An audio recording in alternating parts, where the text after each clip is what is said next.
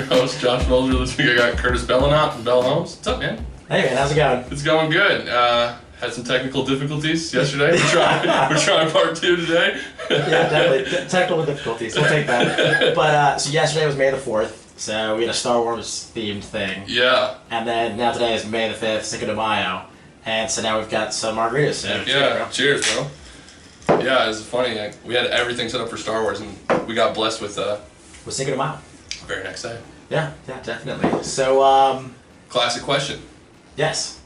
18 to right now. What's the trajectory? You got out of high school. Yeah. So I was like wanna not answer it just yet. I wanna see if I could I don't know, give just like an introduction about myself before the 18. Okay. All right. Yeah. Let's do it. So like a lot of the podcasts that I listen to, and by the way, thank you so much for having me on. Like I listen to your stuff, and I'm very impressed with the other people that you brought on here. Thanks, man. But yeah, so why should people like find this interesting? So I was thinking about it. Like I'm 31, almost 32. Birthday's like 2 weeks from now, so happy early birthday to me. Yeah, happy birthday. And so I used real estate to become a millionaire before I turned 30.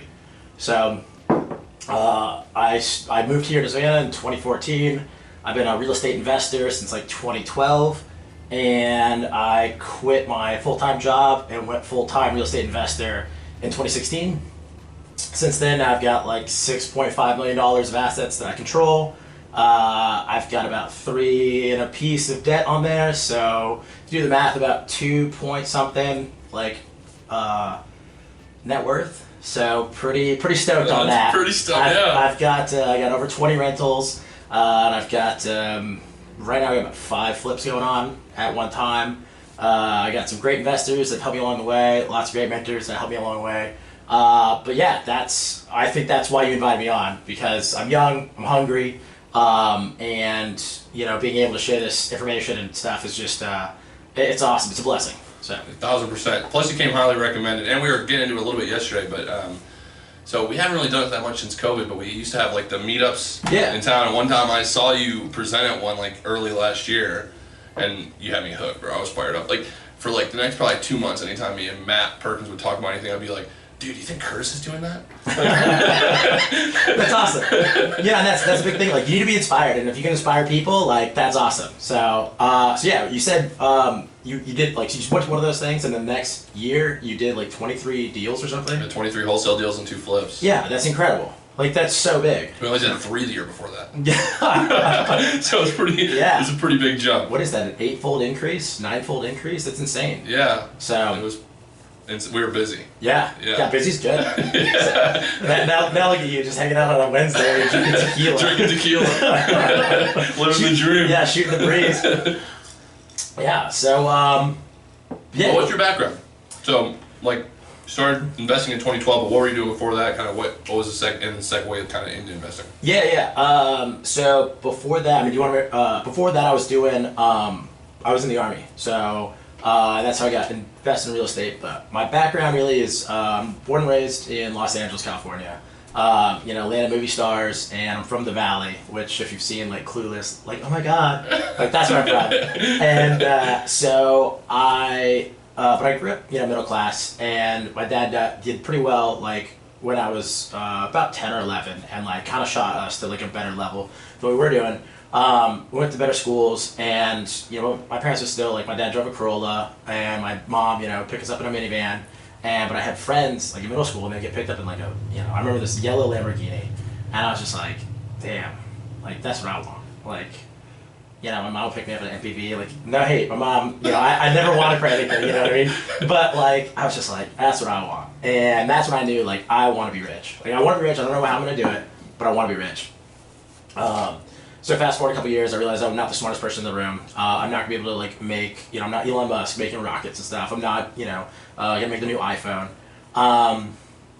And so growing up in California, it's kind of expected. I had one older sister who's amazingly academically talented. And so she was taking like 4 or 5 AP classes, like every single year of high school. And she's 3.5 years older than me, so when she was going into high school, I was going to middle school, and then when she was going into college, I was going into high school. And I think she walked into her freshman year with like 20 credits or something like that. So like she was just killing it. And so, you know, you're the younger sibling, you're judged on the older sibling, like, hey, you do this. Of course, school was not my forte. Like, I was not happy with that. As soon as I could get a job, I got a job. Like, I just wanted to work. I mean, I thought class was so boring. But, you know, you grew up middle class in America. Back in the day, like, that's what you did. You go to college. So, you know, and I mean, I barely graduated. People say, like, oh, what do you mean barely graduated? Like, you know, I graduated with honors. But I had 37 absences in my senior year of high school. So 37 absences, I just didn't want to be there, you know. 8 a.m. classes are hard to make. So, this became an issue because, you know, if you have 37 absences, you should be failing out of your classes. And I wasn't. And so the deans and stuff got together and instituted a new rule saying, hey, you're not allowed to walk across the stage without or with more than 10 absences. And I talked to my dad, and I was like, hey, so there's this new rule, and he's just like, you will be graduating, you will be walking across that stage. And I was like, okay, I didn't tell him how many absences I had at the time. But I was like, I think I'm on the edge. And he's just like, well, you're walking across the stage. I said, oh, okay. So I got my homeroom teacher, and I was like, hey, you know, I'm like 18, and I'm just like, so I really need to graduate. I'm not a bad student. I've got 3.2 grades. You know, can you help me out? Because he's the homeroom teacher. He takes care of like attendance. And he's like, you know what, Curtis? Yeah, come with me. So like, this was like, you know, like there was no like, hey, you're a bad kid, or this is what's up. Da da da. It was just like, hey, come with me. I didn't know if it was good. I didn't know if it was bad. So we walk. Of course, my homeroom classroom was like all the way on the other side of the school. And the school is like a big school. It's like 4,000 student body population. Like, it's a big school. And so we walk like 10 minutes over to the office and get down to the administration's office. And, you know, I'm 18. There's like a 23-year-old clerk working there. And here's this, you know, homeroom teacher who's been there teaching for like 25 years, like that, head of the magnet department. Like, he's the big head honcho teacher. And he goes just to this like 23-year-old person, like, I made a mistake. And she's like, what? And he's like, I made a mistake. And she's like, oh, okay, well, we can definitely fix it. And he goes, yeah, I made 26 mistakes. And she's like, what? And he's like, he was, Curtis Bellenot was bringing up his record. Yep, he was in class this day, he was in class this day, in class this day. And I'm just like, oh my God. And she's just like I can see her fingers trembling on like the pen. There's still paper records at the time. And I was just like, and as he goes through, it got down to, we had like 9 absences. And he looks at me and he goes, all right, I got you 9. It's up to you to graduate or not. And I mean, it took me, like, we still had like another, maybe like 6 weeks or something like that of school. So I was in class every day, like, for those next 6 weeks so that I wouldn't get the 10 absences so I could go graduate across stage. So that was my academic career. Like, I hated it. But I got my sister who was just like absolutely killing it. And, you know, taking all these AP classes. So it was just kind of expected of me to go to college. Hated college. Got kicked out, went to San Diego State. It was beautiful. I fully recommend everyone go visit San Diego at one point. It's literally the best city in America, weather-wise. So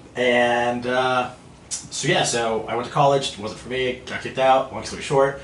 And I joined the Army. I had a good friend who's kind of pushing me. He joined right out of high school, and it took me about a year or so to figure out that college wasn't for me. And then the job I was working at was I was flipping VW vans, and I was just bored. I didn't like it. It was just annoying. I had a long commute. LA wasn't for me. I had 2 friends get 2 DUIs, and another buddy who he was getting big into heroin and actually passed away like 10 days before I joined the Army. And there was just like this fork in the road that I saw, and I was like, you know, college is for me. I'm a young person. I work hard. Like, I need something to occupy my time. You know what I mean? And give me a job and let me figure out life without like destroying my life. Right. And which is kind of funny because, you know, I'm joining the Army in a time of war and thinking it was going to be better than saving my life. But you know, anyways. Better to go to war than live in LA. Yeah, exactly. And at the time, yeah, as a young person with, you know, too much ability to get into trouble. So I joined the Army, and that's where I learned about real estate. And it's just been a rock and roll ride since. So, yeah. That's awesome, man. So, You're in the Army and you bought your first property while you were in? Yeah. So what was that first investment that you made? I didn't, like I said, I wanted to be rich, but I didn't know. So thankfully, you know, I was on a budget when I got to my first duty station. So I was going to like the local library, like the on-base library, and somehow picked up Rich Dad Poor Dad. I was like, oh, this is dope. Oh, how did no one taught me this, you know? And so then when I deployed to Afghanistan, there was 2010, 2011, I met some people who were a little bit older than me, who were investing in, you know, fourplexes around Fort Hood, and I was like, you know, they're telling me all this stuff, and I was just like, oh my God, I found it, fourplexes. Like, I gotta invest in real estate. So I picked up Gary Keller's How to Be a Millionaire Real Estate Investor. It was like, this is for me. This is exactly what I'm gonna do with my life. I'm gonna be a real estate investor.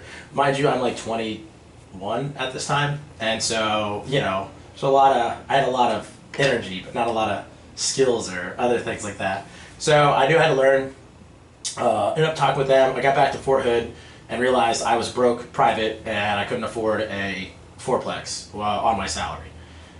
So when I got to El Paso, which is about 4 or 5 months later, this is the end of 2011, 2012, I ended up going with Roberto. Oh man, I'm so sorry. Forgot his last name, but he was my first real estate agent in El Paso.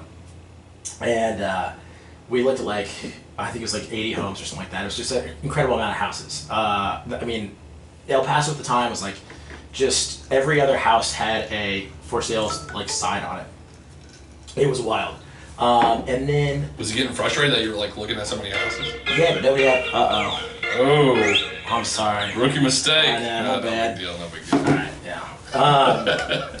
But yeah, so we looked at all these houses, and I was just basically doing the same method that Gary Keller said. Hey, these are your comps. You know, the whole Mayo formula. You know, ARV times 0.7 minus repairs. But I knew I was going to live in it, so there was like I used like the rental approach, which was basically, you know, what can you rent it for minus management fees minus whatever mortgage. And then hopefully it's about, you know, hopefully it cash flows. You know, don't expect to get rich off one house, but, you know, if you can cash flow like 150 to 250 per door, you're good. And so we were looking at all these 3.2s, couldn't find anything at the right price. We were putting a bunch of bids in. Like I said, this is the bottom of the market. And so suddenly these houses, I think like 2 years before, were selling for like 150, and now they're selling for like 80, 83. So like, or maybe 88. So it was just, there was a lot of value there that older people had been like, okay, this is the bottom, you know what I mean? Like this is, yeah, I got a 40% like discount, I can do this. So we walked this last house, what was it? It's 11906 Bannercrest Drive. I think that's the address. I still own that? No, I wish. It's had a palm tree in the house, actually in front of the house. It was a great house. But we walked it, and it was listed as a 3.2, $88,000. And go through there, and I looked at my realtor and I was like, Roberto, does this place have 4 bedrooms? And he's like, yeah, it's got 4 bedrooms. And I was like, this is a 4.2? And of course, you know, I'm dealing with a real estate agent. Like, I was also in the Army. Like, if you go publish stuff, like, it needs to be accurate information. And I was just like, they made a mistake? And he goes, yeah, real estate agent's probably an idiot. Not saying anything bad about real estate agents, but I'm just saying there's a lot of people who just miss the details. That was a big detail. But so 4.2s at the time was selling for like 102, 104. And so I was like, oh my God, let's do a full price offer right now. Got under contract and lived in it for 3 to 4 months, and then I went to Egypt. So yeah, and we made after everything was said and done about $150 a month. I threw $100 to the principal balance, and then $50 I would spend every month, and I would take my girl out at the time and be like, "Hey, babe, this one's on Bannercrest Drive," and you know, take her to whatever crappy bar that I'd take her to. So and I just spent $50. It was great. So. That's awesome. How long did you hang on to that property for? So that one was, I bought it in 2012, the beginning of it, and then as soon as I got out of the Army, I got a phone call, and at the time I was house rich, cash poor. I had a phone call like 2 or 3 months out of getting out of the Army, and my realtor goes, "Hey man," who was also my property manager, "Hey, you know, the tenant who's been in there for 3 years is leaving, and honestly it needs a bunch of work. You might want to just throw some carpet in there, paint it, and then we'll list it." And I was like, "Well, what do you think it'll go for?" And he goes like, "Oh, like 112. I was like, all right, cool. How much is it going to cost to do everything? He's like, probably about 5 G's. So he managed the renovation. You know, he got some people to, you know, paint, whatever else. Meanwhile, I'm renovating here in Texas. He takes care of everything. And because I put $100 a month all against the principal, I think I only owed like $75K or something like that on this thing. So I ended up walking away after realtor fees and all this other stuff to like with like $20-some thousand. And that's not a bad return. Not bad, no, not at all. And like I had a great experience like investing out of state, and I was just super hooked on the entire situation. So I love that house. A lot of people say they hate El Paso. I love El Paso. I wouldn't want to live there. I love it. What was the segue from buying that first property in El Paso to investing here? So kind of, you know what I mean, like yeah. Why Savannah? You know, I was in the Army, so you only have like a few places where you can go. And I worked on helicopters, so that really limits the amount of people or places you can go because there's only so many helicopter assets around, you know, the country and the world.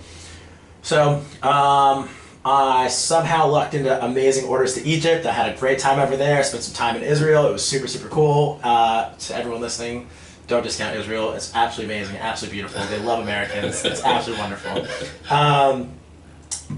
So I was there as an individual replacement tour. I think that's what it's called. Anyways, instead of going there as a group of people, it's, you know, one person replaces another person. So you just kind of have this constant rotation. So about 6 months into it, it was a 1-year tour. And so 6 months into it, they kind of say, hey, once a month, you need to call the branch manager, basically like the human resources of the Army, and find out where your next duty station is. And so I called them and they're like, hey, yeah, we've got a spot for you in upstate New York. And I'm like, from LA, and I was just like, I can't do lake effects now, it's not happening. And then the other one was Kansas, and like, I've seen The Wizard of Oz, I didn't like the way it turned out, so I was like, no, I'm not gonna do Kansas. And the guy's like, all right, call me again in a month. And for civilians who don't know, like, why call again in a month? And it's like, because every month, every unit in the Army sends up numbers, and to Big Army, and they basically say, so-and-so people in this rank got promoted, this person, you know, died, so, you know, his spot opened up, this person got kicked out of the Army, or this person is doing a transfer, or whatever else. It's just constant turnover. Constant turnover. And so certain things will just open up. And so I had called the next month, and they're like, New York or Kansas, and I was like, nope, talk to you in a month. Margarita's good. Yeah, those are really, that's going down easy. It's very easy, yeah. I know, yeah. So lime juice, Contro, and what do we got today? We got Herradura. Yeah. So that's some good stuff. Anyways, so happy Cinco de Mayo. So it was like the 3rd or 4th month, and it's kind of cut it close, and I was like, what do you got for me, man? And he goes, New York. I was like, we've been over this for like the last 3 months. Like, this is ridiculous. I know. He goes, Kansas. We've already been over this. Like, no. And then the third one, he goes, Georgia. And I was like, I've already been to Fort Benning, which I don't know if people know, it's like on the Alabama-Georgia line. Miserable place, don't go there. Although there's a huge Airbnb market there. Really? Yeah, we'll get into that later. Okay. Yeah. And then he goes, well, I got Hunter Army Airfield. And I was like, Hunter Army Airfield? I've never heard of that. And mind you, the last 2 bases I was stationed at, one was Fort Hood, which is the largest base by population, and then Fort Bliss, which is the largest largest Army base in the free world. By land. So it's like encompasses where they did like the nuclear test stuff. They've got like a giant missile range. It's just a stinking desert. Don't touch shiny things that you find. So I didn't know this base existed. And so he's like, yeah, it's in Savannah, Georgia. I said, cool. I'm gonna call you back tomorrow. I'm gonna do some research tonight. And of course, you know, I'm in Egypt, so there's like a 12-hour difference. And so like I would call him at like 7 p.m. every night when he would be getting into the office at like 8 a.m. in the morning. So it was always like, we only had like a little bit of time to talk. And it was like one phone, so like other people would be waiting for the phone. Like, the Army. Anyways. And I thought that was a nice assignment.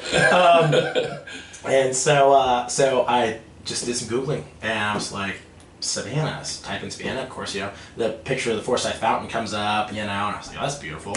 And so I've been in Afghanistan, the western part, which is like the stinking desert. And then I got stationed in El Paso for like 2 years, which is the stinking desert. And then I'm in Egypt in the Sinai Peninsula, which is the stinking desert, like where, Moses got lost, like I was right there. And I was just so tired of just tan, just like brown, just like no vegetation. And so when I saw these pictures of like how green and the Spanish moss and like, it was close to the ocean, just like this looks like paradise, and started doing some more, digging, and I was like, oh my God, there's like, the base is right next to the city, which is really rare. And then there's this SCAD, which is Savannah College of Art and Design. And I was like, oh my God, there's like a college with like 30,000 people, and it's an art school, like probably mostly female, like this is gonna be phenomenal. And then I was like, it's 30 minutes from the beach, awesome. And then I could drink in the streets. Oh, cool. Let's look at some home prices. Oh, there's $1 million house right here. If I go a mile one way, I would see houses. I remember this one, it was on Vine Street. I think it's actually on the market right now. Like 1926 or something like that, Vine Street. That the Australian guy that you just talked about, he just flipped it. I actually did a video on that. It's on my YouTube. Oh yeah? In that house. So somebody bought that in like 2014 for like $26,000. And I was like, this is insane. This is a mile from $1 million property, and it's $26,000. Like, anytime you see that valuation change, there's money to be made somewhere. So I was like, yes. Called him up the next day. Hey, I want it. I'm like, what do I need to do to get that? He goes, well, since you took so long making a decision, you actually have to have another like 18 months on your contract before you can get it. And I was like, so I have to re-enlist? And he goes, yeah, you have to re-enlist. So I was like, what are my chances? What do I do if I don't re-enlist? And he goes, you're going to go to Fort Bragg, which is North Carolina.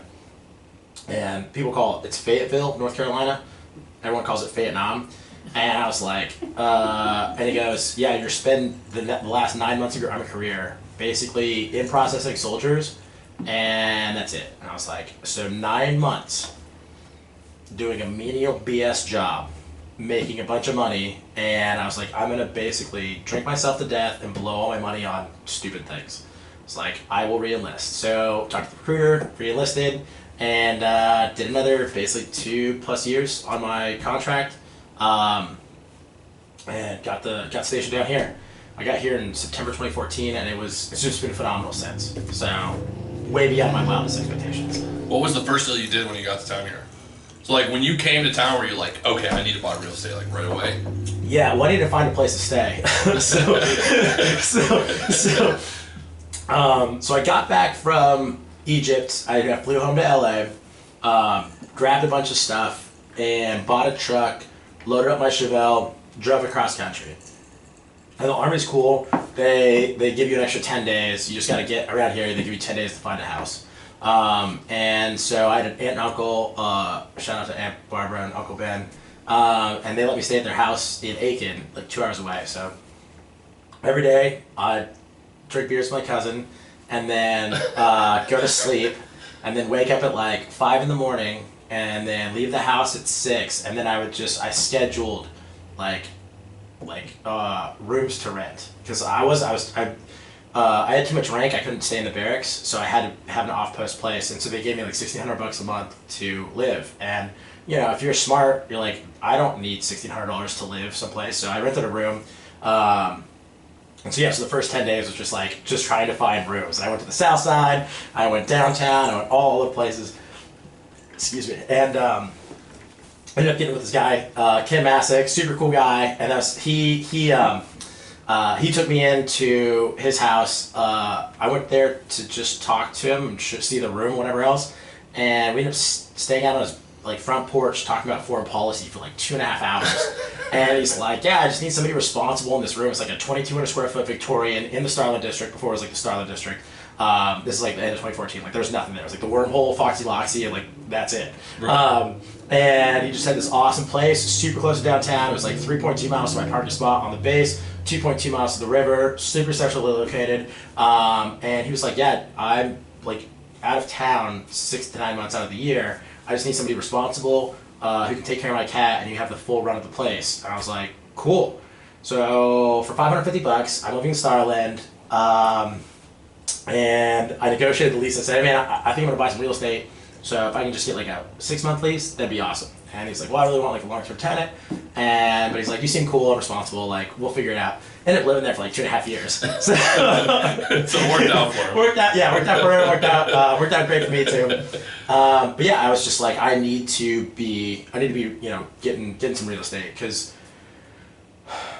I got really tired of the army. And I needed to find an exit path. So, so what was the first deal you did in town then? So you find a place to rent.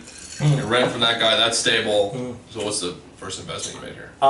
First investment was like know the town. So I got here in like September 2014. From like September 2014 to like Christmas time, it was figure out Savannah. So that means like I got a real estate agent, but I was also just looking at neighborhoods. I was driving around, driving for dollars, and then also talking to everybody. I'm a real estate investor. Like, where do you guys, where should I invest? Of course, I sampled the local cuisine and all the other fun things that go on in Savannah, especially when you live close and walking distance to downtown. Right. Ended up hanging out at Mellow Mushroom a lot, and found like the price per the dollars that I would spend in Savannah would just go so much further.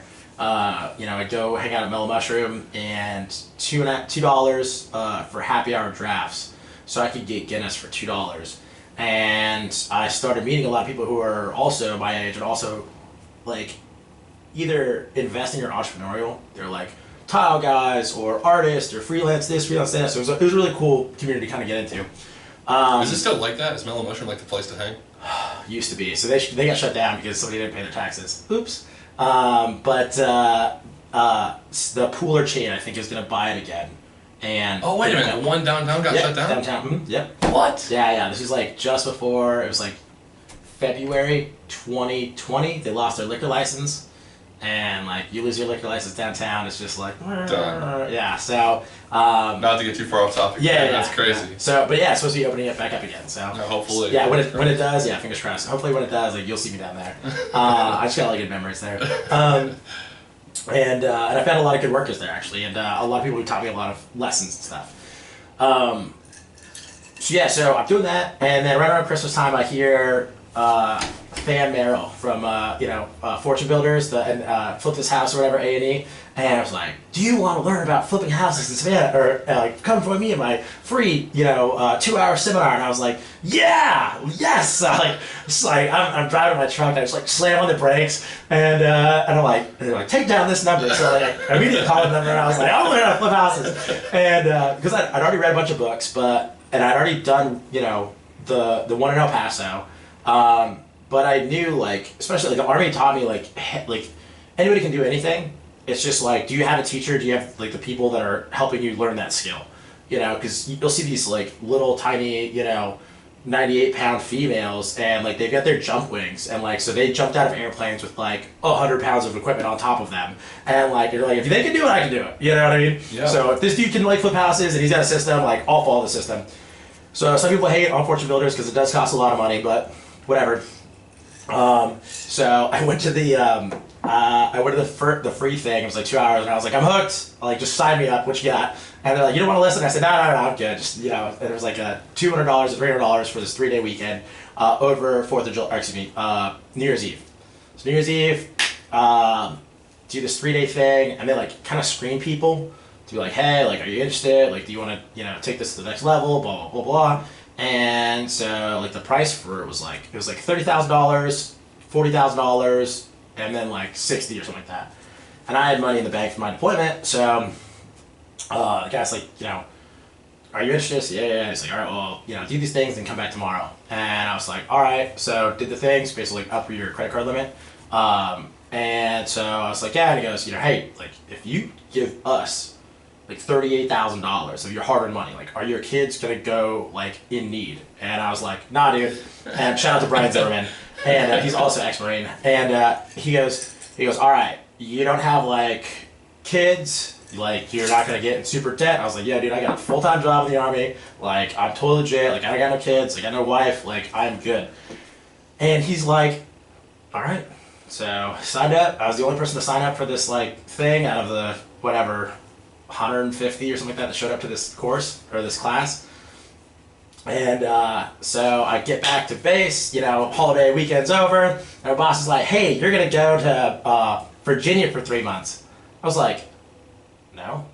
And he's like, yeah, you got training. And I was like, I'm getting out, dude. Like, I'm getting out. Like, this is 2015, so I was like, I'm getting out in 18 months. Like, I'm done. I'm out of here. And he's like, no, you have to do this. I was like, okay. So I go to Virginia. I'm an idiot. The last time I was in Virginia, it was like 98 degrees, super humid. It was the summertime. Right. And, I'm dumb. I don't look at maps. And so I was like, oh, yeah, Virginia's in the South. Like, I've heard about the Civil War. And so it's January. I packed I think I packed like 2 pairs of jeans, some hoodies, whatever else, and just like my army stuff. And so I go up there. I get there. It's like 22 degrees. I was like, oh, I made a mistake. It was like a pretty bad winter. We had like 7 snow days during this like training situation, and which is unprecedented. And I'm just like, this blows. And so thankfully, because I was like stuck with nothing to do, I really went through the Fortune Builders like back catalog on how to learn how to flip houses, like their virtual stuff. I could say it's like an awesome YouTuber, but like better. And then as soon as and of course, I'm just getting more and more fed up with the Army. Like every day I'm just like, this is so stupid. Like, why am I doing this? And it just like made like the fire, the passion to like do more deals. It was just like, I gotta get out of this stupid place. And I had set, I think it was there that I said, okay, cool, I've got like 18 months left. If I can make my Army salary in the next 18 months, I will not re-enlist. Because at the time, I'd already been promoted very well, and my next re-enlistment would push me to 11 years. And when I got out, and if you do 20 years in the Army, you get a pension and retirement, everything's good, except you got like 3 divorces, a couple DUIs, and like you're broken.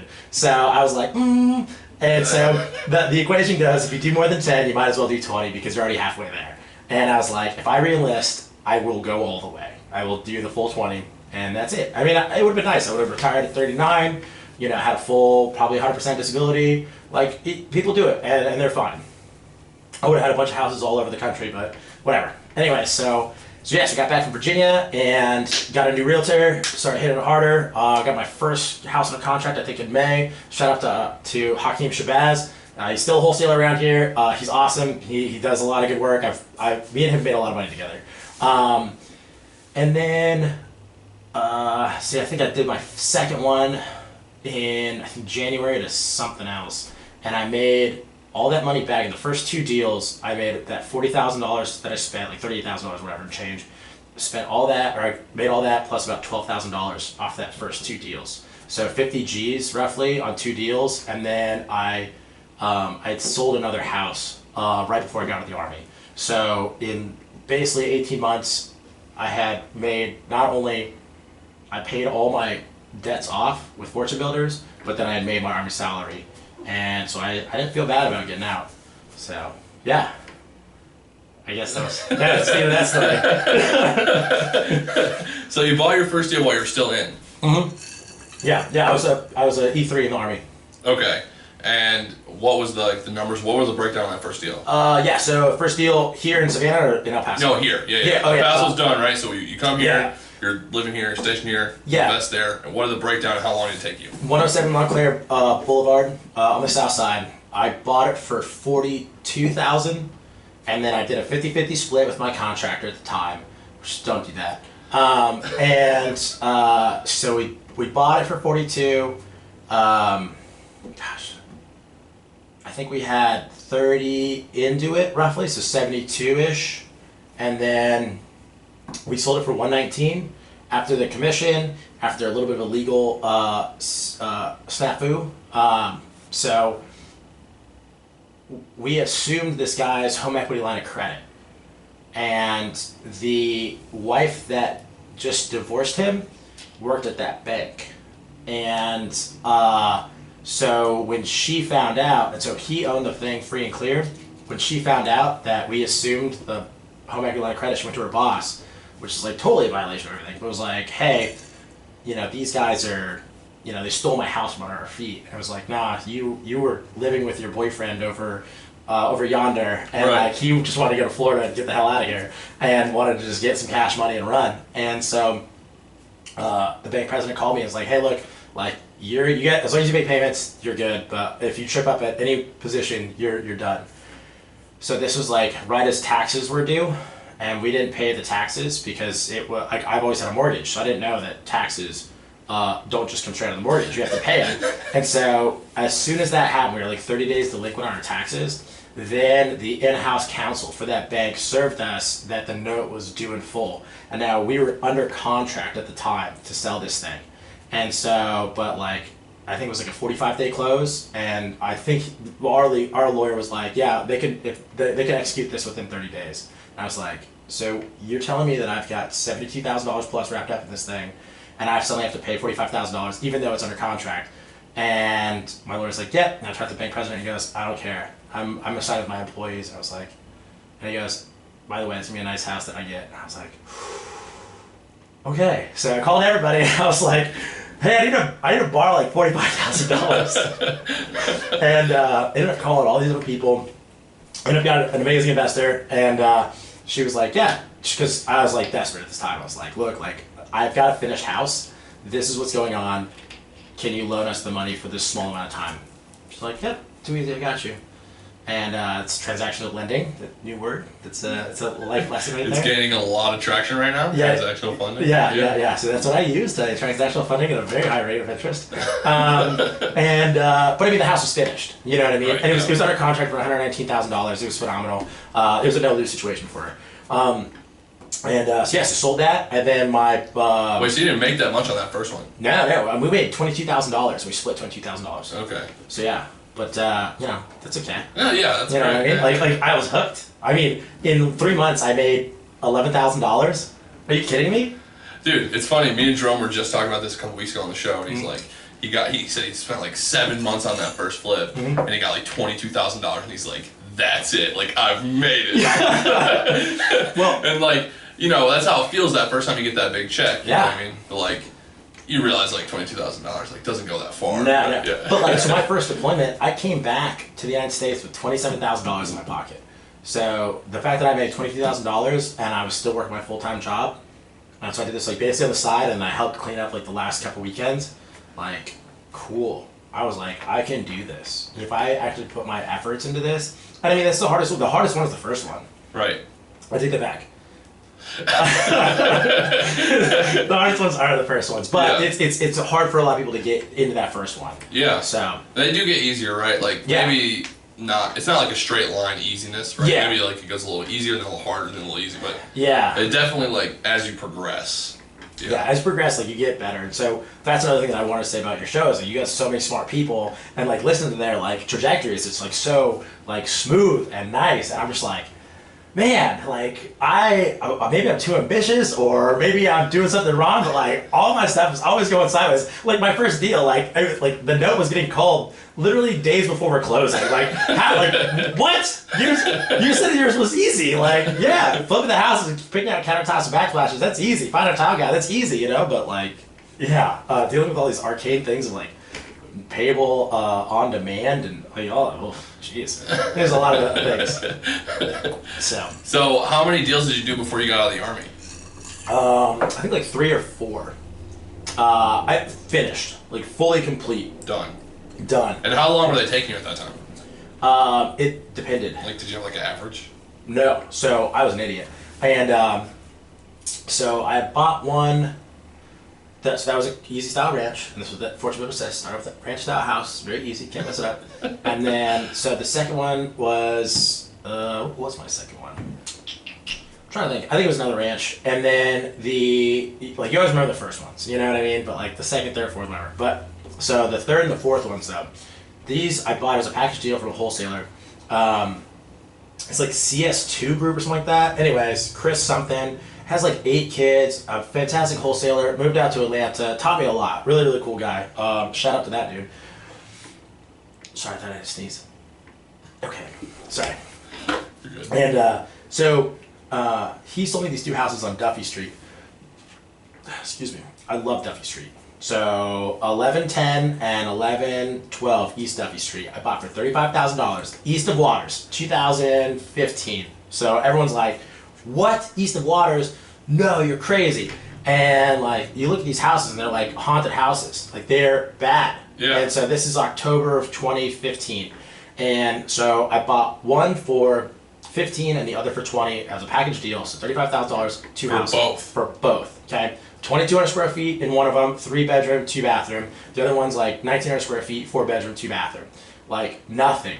So first things first, I cleaned out the worst one, threw on the MLS. That's called a prehab. And so cleaned it out. Thank you, Justin Holscher, my business partner, for helping me work on that one. We spent like 3 days just cleaning out like hoarder stuff. And so that one, like I said, for $10,000, and no, that one's 15. So we sold it on the MLS for $27,000 cash, no contingencies, no inspection period, etc., etc. Because I mean, you just don't see houses on the market for $27,000. Right. It just not doesn't happen. Yeah. And so I was like, cool, great. So $17,000 in my pocket. Let's throw it back on the next one next door. So she started working on hers. When I started working on this one, so I've got $20,000 into that, but I've already made 17, so that goes to the rehab budget.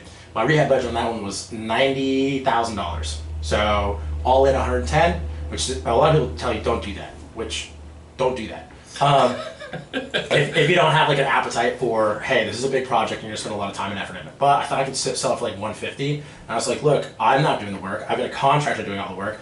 I've picked out the scope of work. I'm still working a full-time job. He needs to be working there, but I can drop in every week, and we can, based on the schedule of work, we have a schedule of payment based on how much work gets done, and we should be good to go.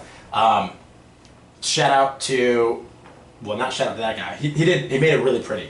3 bedroom, 2 bathroom house, 2,200 square foot, 1110 East Duffy Street.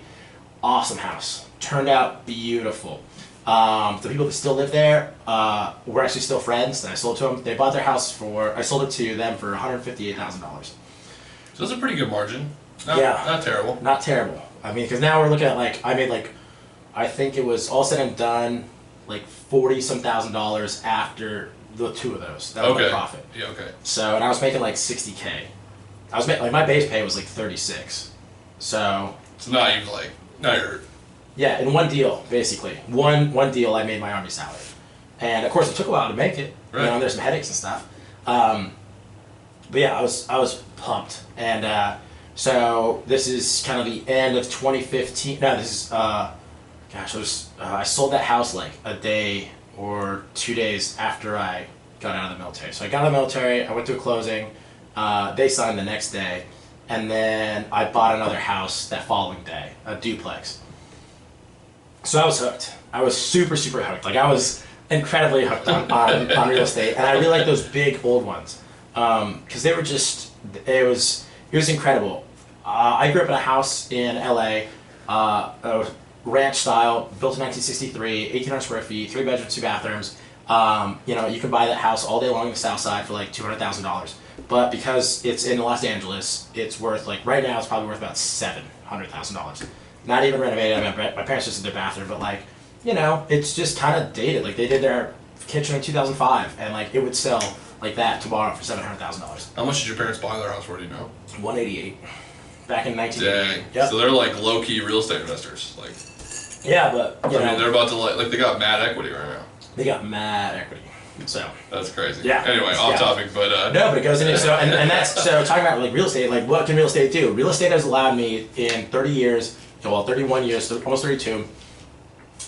In 30 years to become a millionaire, and then my parents we've devised a strategy to basically use their equity to fund more of their retirement stuff, and that's it took them years to even believe what I was doing was real. But for my 30th birthday, I flew them and a bunch of other people out to Milwaukee. Because Wisconsin's the 30th state, and I was turning 30, so it seemed like a good idea at the time. Wait, really? That was your rationale? Yeah. We were just drinking on a porch, and I was like, what am I going to do for my 30th birthday? And my friend goes, oh, why not do it at the 30th state? I was like, yes, do it at the 30th state. Didn't even think about it. We just drank on, whatever. We just, conversation moved on. The next day, I was like, what's the 30th state? Google, what's the 30th state? Oh, Wisconsin. All right, it's beautiful around the summer, though. You can't be in the summer. Yeah, well, May in Milwaukee's pretty cold. You went in May? Yeah. Oh, yeah, that's pretty cool. Yeah, I mean, it was there was a couple nice days, but it was chilly. But yeah, oh my god, cheese curds? Oof, funny. I had no idea how good those were.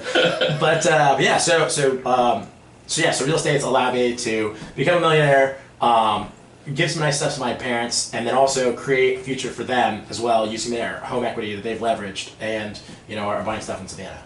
So, that's awesome. Yeah. So, second deal, you make 40,000, right? Mm-hmm. So what was the transition then kind of getting out of the Army like? So you knew you wanted to retire because you wanted to go all in on real estate. Yep.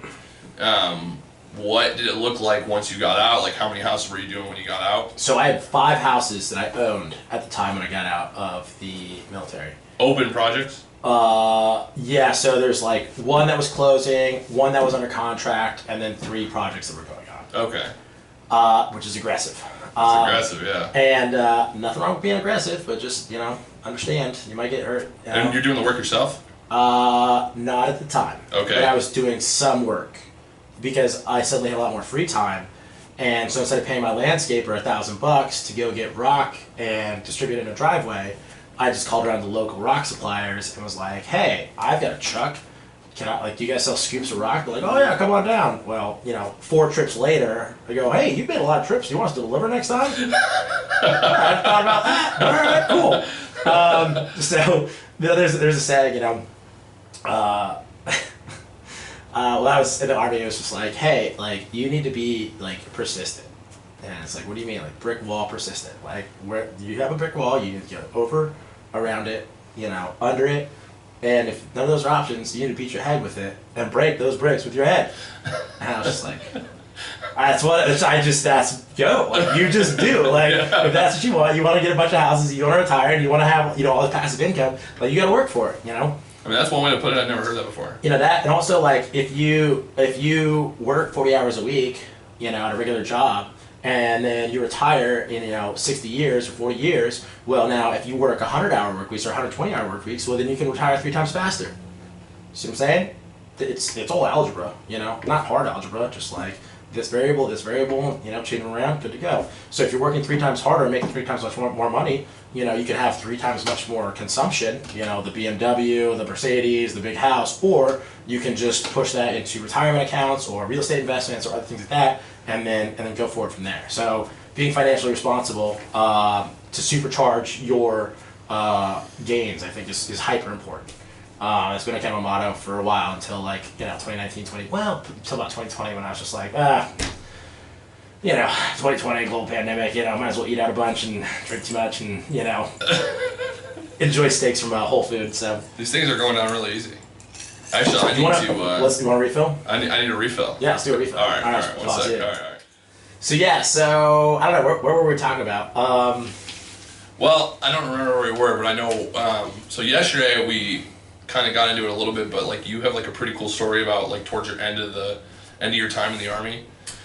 Yeah, my old boss. Yeah. So yeah, my old boss, he was a real piece of work, and you asked me, you said, hey, why didn't you stay in the Army? It seems like a good, thing, and Mike was in for 10 years, and Mike was an officer and a helicopter pilot, and that's originally what I joined to do, is become a helicopter pilot, and I didn't do it, so oops. And so on the enlisted side, my bosses were, divorced a couple times, like I said, DUIs, they'd already been overseas a bunch of times, and I'd get to work at 6:15 and park next to them, and they're just they have their head against their steering wheel, just I hate my life, I hate my life. They had a really nice truck, but it's just it was just not good, their truck was their safe space, between work and home, because home was bad and so was work, and just it didn't seem like a smart way to live. I just knew there was something better out there. Not knocking the service, and like I said, hey, I fully support all the armed services, and if I have kids, I'm gonna be like, hey, I think it's probably a great idea. It changed my life, and I wouldn't be here without the Army. So I'm not knocking that at all. I'm just saying there's some issues with it. So I was doing very well. For those who are veterans, I made E6 and 5 and a piece. So 5 years and a half, which is, I was moving. PT stud, knocking stuff out, always got great performance reviews, and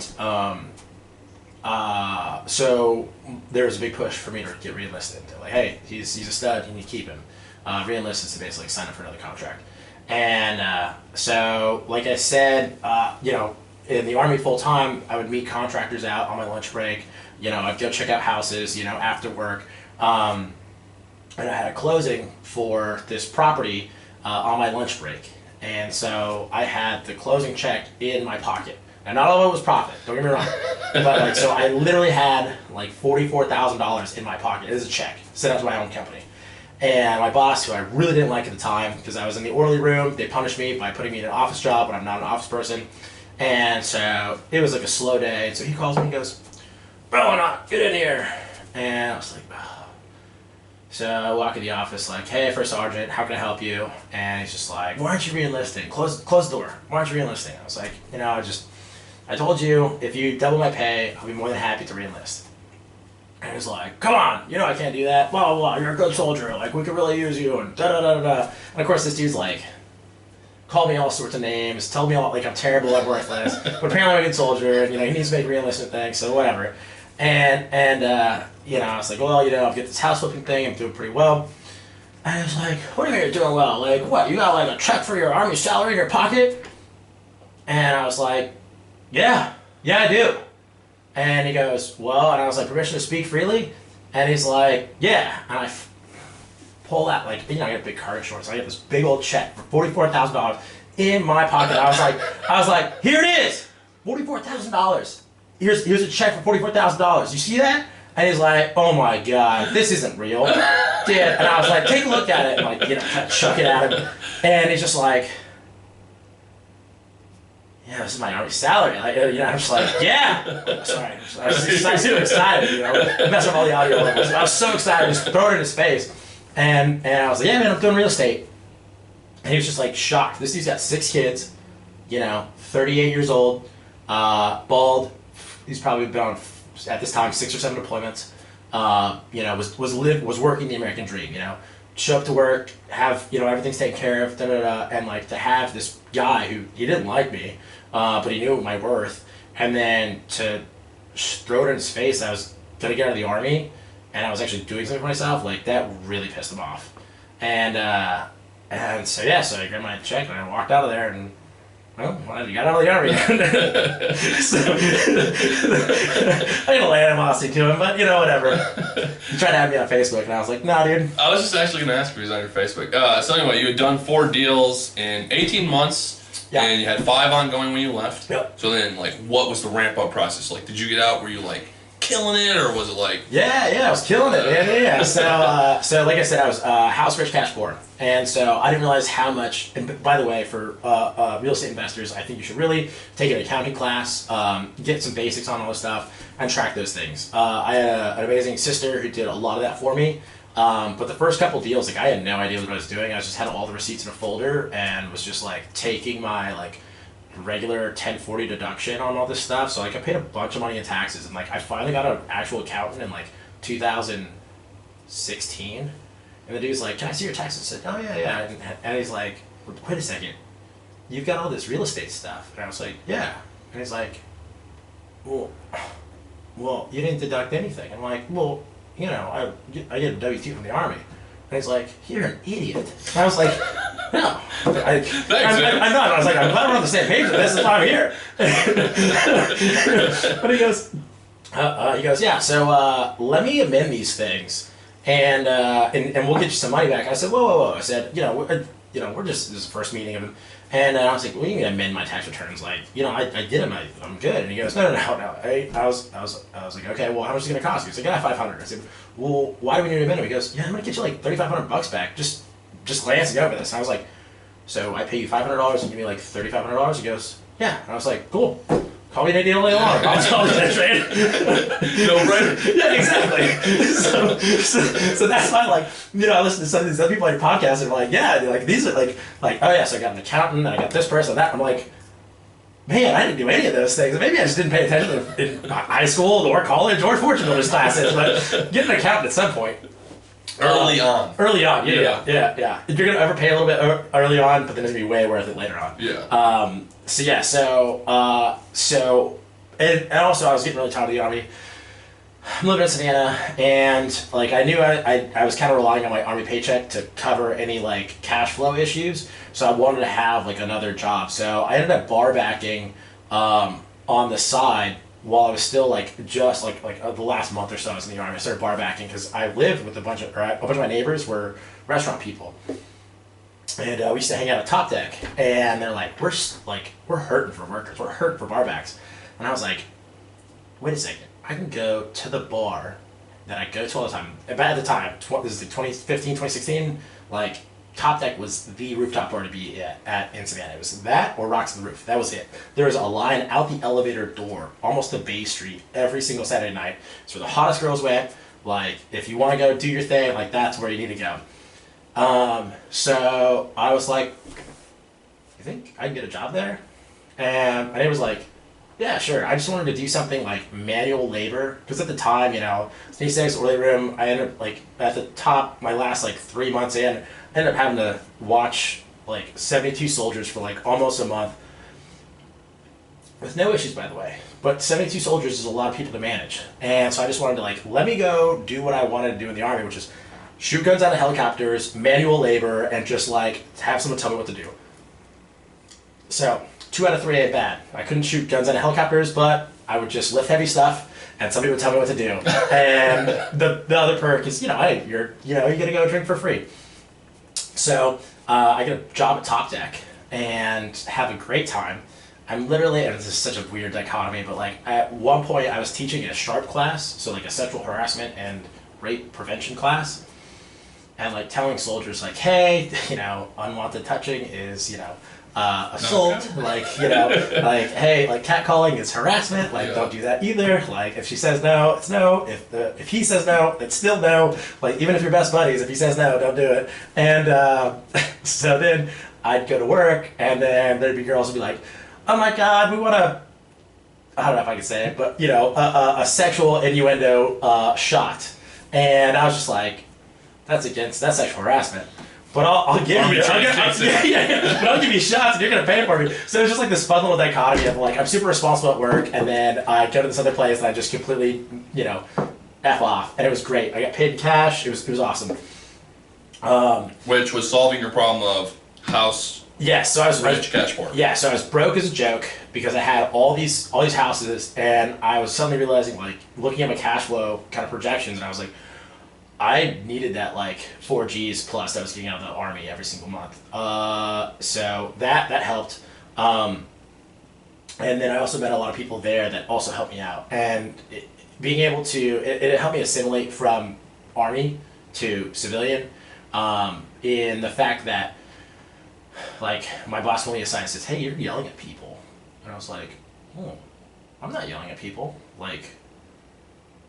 Like I can yell at people, but I've been at work, like, I haven't been yelling at people at all. You know, I'd walk into the hangar and I'd be like, you need to go do this, and why is my hangar dirty, and, you know, you need to mop this. And, like, it would echo in the hangar. It's beautiful. And, you know, I'm at a bar and I'm just all like, hey, you need to get ice. And people were like, oh my God, he's yelling at me. And it's like, oh, Mike 2 is what you consider yelling. Oh, I need to change my the way that I talk to people on some things. So that helped. But yeah, so I thought I was a rock star. I got out of the Army, I made all this money, and I put it all back into the business, and I didn't have any money to pay bills. So that helped a lot, and I was able to go, you know, out of the town for very cheap. And then I was also able to supplement my income with that, and then when I would sell houses, I would get big paychecks. And then me being an idiot, instead of like putting some of it aside, I would just buy the next bigger house. Like, okay, cool. Like, I bought this one for, you know, 50. You know, I put 50 into it, and I made 150. So let's see, I can probably take that 20%. I can borrow, you know, or half of that, and then I can borrow another 80%, and then, you know, and of course I started getting into hard money at this time. So it's like, you just need to get up to 20%, and we'll do 100% of the rehab. So I had some 1118 East Duffy Street, phenomenal property. And I bought it. I put like very little of my own money down. I borrowed it. I think I bought it for 50. We put in almost 150, so all in about 200, and it sold for 298. And this was 2 houses down 2 years later of the other one that I sold. So in a span of 2 years, I had doubled the value of that block. And like, when you do that, like people are like, oh. And like I saw, that's another way I was like, I've got a huge change of this neighborhood, you know? Because this person that I had sold a house to 2 years earlier suddenly had $150,000 of equity. And it was like, oh, that's real.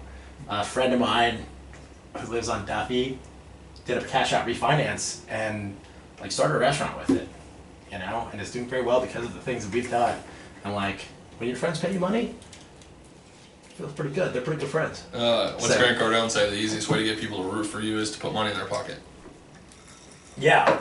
There's a difference of like paying them off though versus like, yeah. You know, if it's a net effect of like what you're doing, then it's awesome. Yeah. So yeah, sorry I got sidetracked on that part. But yeah, so I was broke as a joke, cash board, worked at the bar, meeting a bunch of people, and I had a contractor that was doing like 2 of my houses, and then I had a small one that I was kind of doing myself. And this dude came in, like all shaky and weird, and like I knew we were kind of like behind schedule a little bit, but I was like, this is really weird.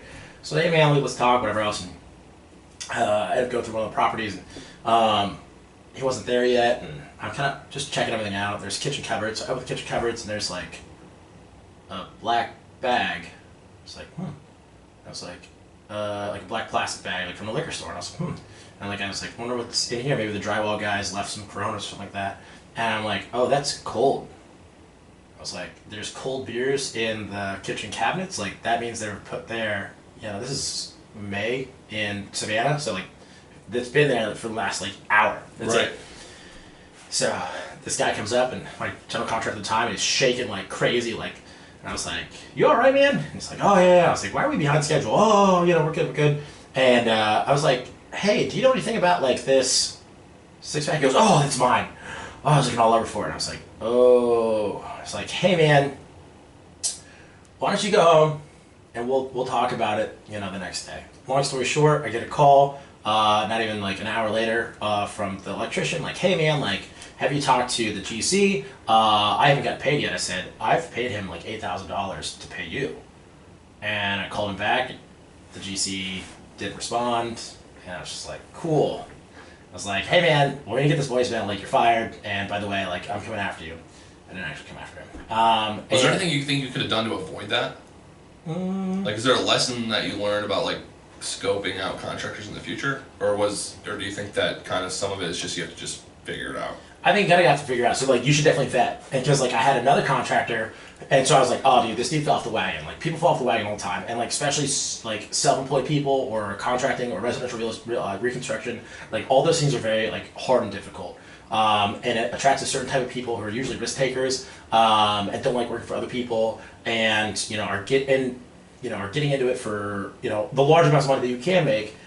Through your labor, which is not bad. Like it's an honest profession. Don't get me wrong, but it attracts a lot of shady people.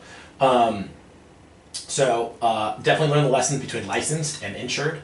I've had people like, I'm like, "Oh hey, are you licensed and insured?" They're like, "Oh yeah, I'm licensed, of course." Pull out the driver's license. Like I don't know, you're licensed to drive a car, not a general contractor license. And you can check anything through the Georgia state legislature. It's like the Secretary of State Board of Legislature. I can post the link actually. Yeah, post the link. Yeah. So like if your hairdresser's licensed, all those stuff, and you can do that. So when you look at that, you can just put their name in and see if they're licensed or not. So that's a big red flag. So this guy wasn't licensed. That being said, this other guy that I hired before that I also fired, he was licensed, but his license got suspended, and he actually spent 52 months in jail. Whoa. What was right? I didn't know that, but he was rebuilding himself after jail. So good on him. So, and that being what do you have to do as a contractor to get 52 months in jail? Okay, do you want to know the story? Sure. Let's be vague, but yeah, I want to know the story. So he had a business for 13 years that never pulled a profit, and then he was in collusion with some local banks, and then we're billing the city for a bunch of stuff that really didn't get done. Yeah. Billing the city? Yep. And actually, yeah, and like, it doesn't take too many steps to know who I'm talking about. So it's crazy. That's insane. Yeah, the dude's running around right now. He's got a great kitchen and bathroom remodeling business right now. anyway. So then I got another contractor. This is the third one who's, well, it was the third. He was the third main one. Phenomenal guy. Ended up working with him for almost 3 years. He made me a millionaire. And he's great. One of the big things is like, if you're looking for contractors, 6 a.m. at Home Depot. Are they returning their phone calls? They seem pretty, good. And then, every area has its vice. So Savannah's drenched in alcohol. So I found a guy who was sober, and he had, because that's a question that I asked now. I was like, hey, are you sober? And if they say, oh, well, I have a couple of beers, like, all right, cool, like that's fine. But like, I want to know a response. I think it's a big plus if you're sober and you're in contracting. I think it's a much better thing.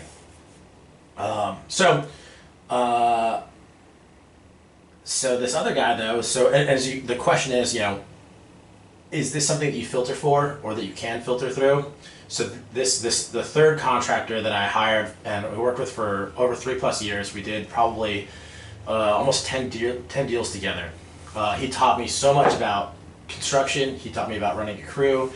He taught me, like, I took his business from 3 people to like almost, I think 8. Helped with his marketing. Helped with some of his flips as well, because he was flipping on the side. I'm like, look, dude, like, I can't control you. Like, you have your stuff. Just make sure that my stuff gets done on my deadline. I don't mind if you want to work 120 hours a week, that's fine. But give me my 40, and you can do the rest on your side.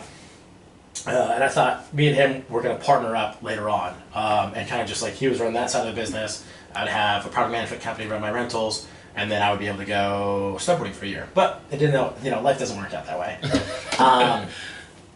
And so even he fell off the wagon, whether it's the greed wagon or my boss is an idiot wagon, I can do better myself, or I've leveraged myself out of control and I don't have the money to do it. Any of those things are applicable. So really the big thing is there's going to be people, any contractor, 1099 worker, is going to work for you for a while, for a little bit, but it's a trust but verify system, and understand that there's always going to be a time limit on those people and those things. And you can either build systems and a culture to increase their, align their interests with your interests so that everyone's on board, or you can just not worry about it or not understand, or just be young and naive, and there's going to be people that are going to take advantage of you. I mean, when we talk about being aggressive, like moving into some of these things to borrow millions of dollars in rehab costs and to manage all these things, under 30 years of age is like super arrogant and super like aggressive and very naive. That being said, is like you expose your flanks very, very hard. But if you look at any of the best warfare, anything, you always expose your flanks. You can expose your flanks, and if you were at the tip of the spear and you were moving forward extremely fast, like the Blitzkrieg, like their flanks were completely exposed, but they were so quick to overwhelm the enemy that it just, the momentum just keeps going.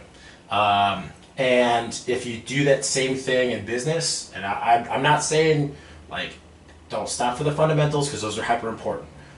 Are you getting all the deals? Are you getting the deals at the right price? Because I was able to make a lot of mistakes because I got into the properties that I wanted at the right price.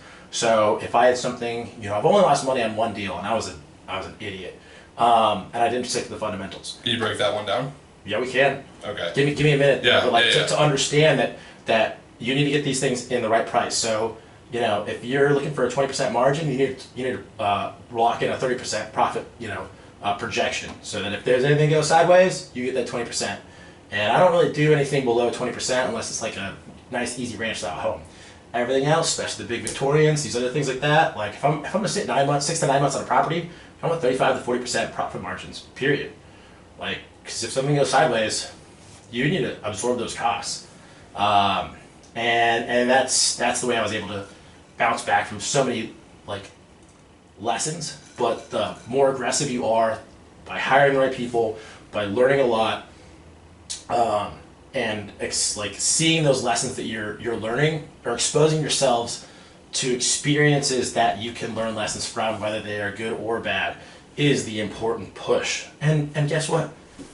ain't nobody getting shot at anymore. Well, I mean, in Savannah, people are getting shot at. But, like, I'm not getting shot at anymore. Nothing's worth dying for over here. I get to go home and take a hot shower. Like, this is life's easy mode right now. Like, oh, if I lose money, so what? I go get a job. Guess what? I could do that. If I need to go back bartend for a little bit, I can do that. If I want to go fix helicopters overseas, I can do that. Not a big deal. If you fail in this business, like, you're not going to lose a limb, You're not going to, like, it's such a, people are really scared of taking risks. And it's really not that risky.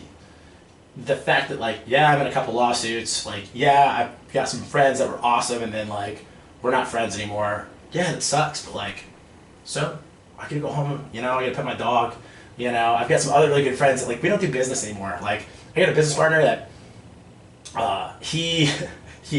we're gonna work together, and he found out that he didn't like to work construction in the Savannah summer, which it's a hard job. Yeah, it is. Yeah. And that sucks when we found that out. But you know what I found out? He's damn good at making money. He's damn good at lending money. And so he doesn't touch my jobs. But you know what we do? We drink on the checks that those jobs make. So yeah. What was the question you wanted to ask? Well, I wasn't sure. Like, I did like where you were going with that, though, which is just like, even though it seems terrible, like, it's really not that bad, and you always can go do something else. Like, one of the most important parts is just starting, right? Taking the risk and just going out. And I'm not saying you should go and quit your job tomorrow. Right? Oh, you should definitely try to keep your 9 to 5 for as long as possible, because, like you said, becoming house rich and cash poor sucks. A huge problem when you're first starting out. Yeah, like, so if you can keep that 9 to 5 for as long as you possibly can, definitely do it. But just getting started on your first investment, putting yourself out there, it looks really scary, but, like, it's not serving a tour of Afghanistan. It's not, you know what I mean?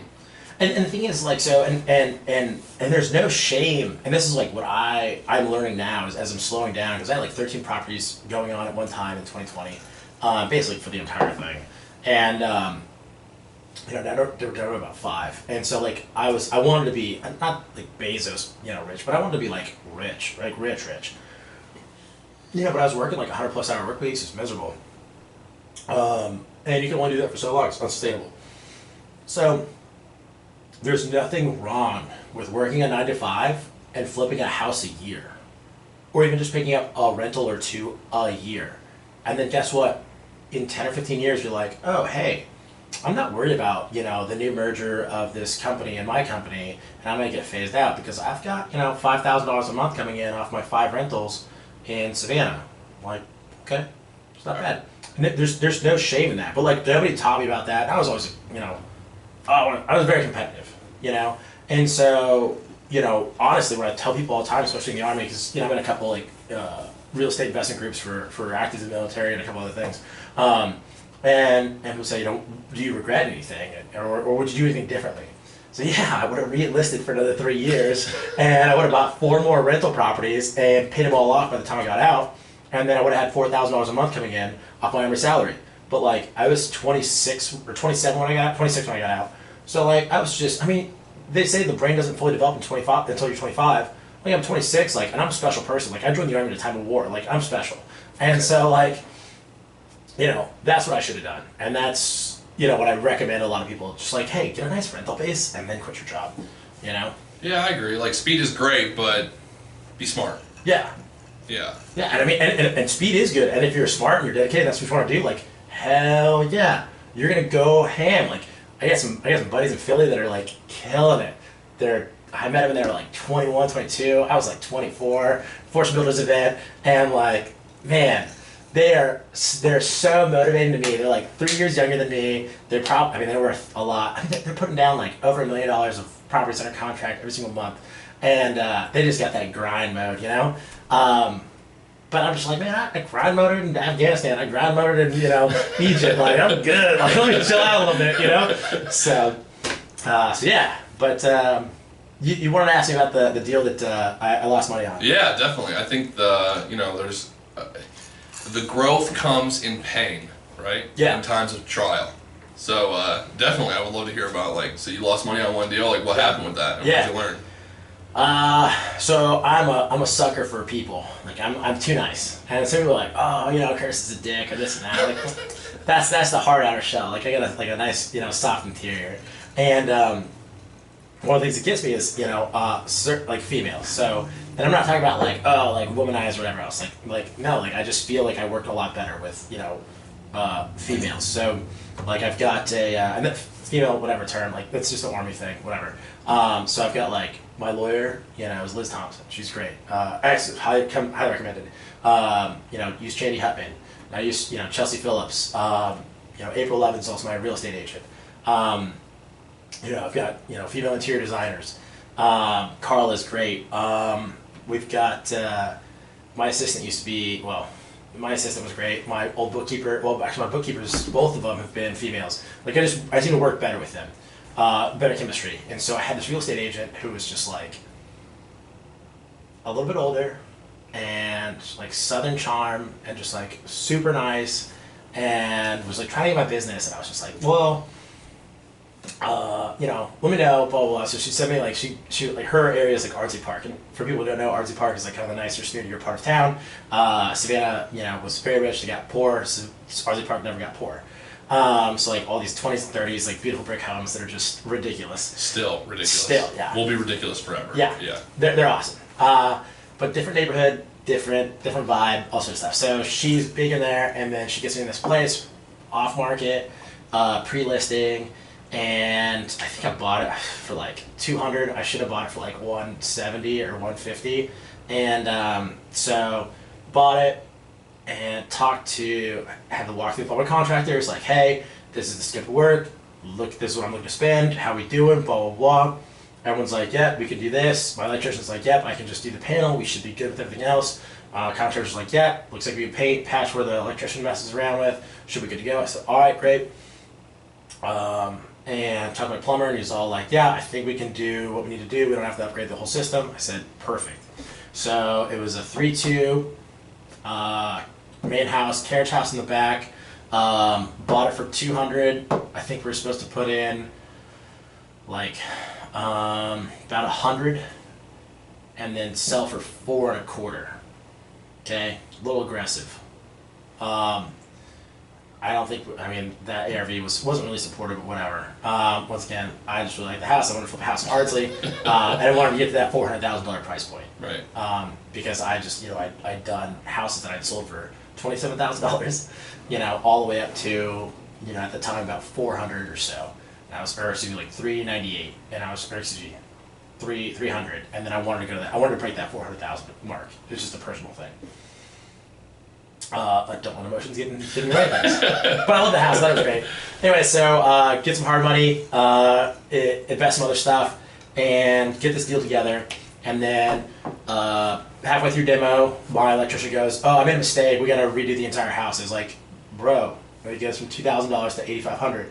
That's a pretty big mistake. That's a big mistake. Yeah. So I wasn't very happy with him. And then but it's all plaster walls, and so you got to do some cutting. So it's not just $8,000 for electrical, but now it's an extra $4,000 for drywall and plaster repair, all sorts of stuff. And then the plumbing, we get done with basically everything, and we find out we've got a giant leak from the upstairs bathroom, and it ruined the ceiling of the finished bathroom downstairs. And so then we had to cut out like all this other extra stuff, and it was just like, what? Like, how do we not know this? And my plumber's like, well, you just wanted to save money, and you didn't tell me that you wanted everything redone. And I said, no, I asked you what needed to be done.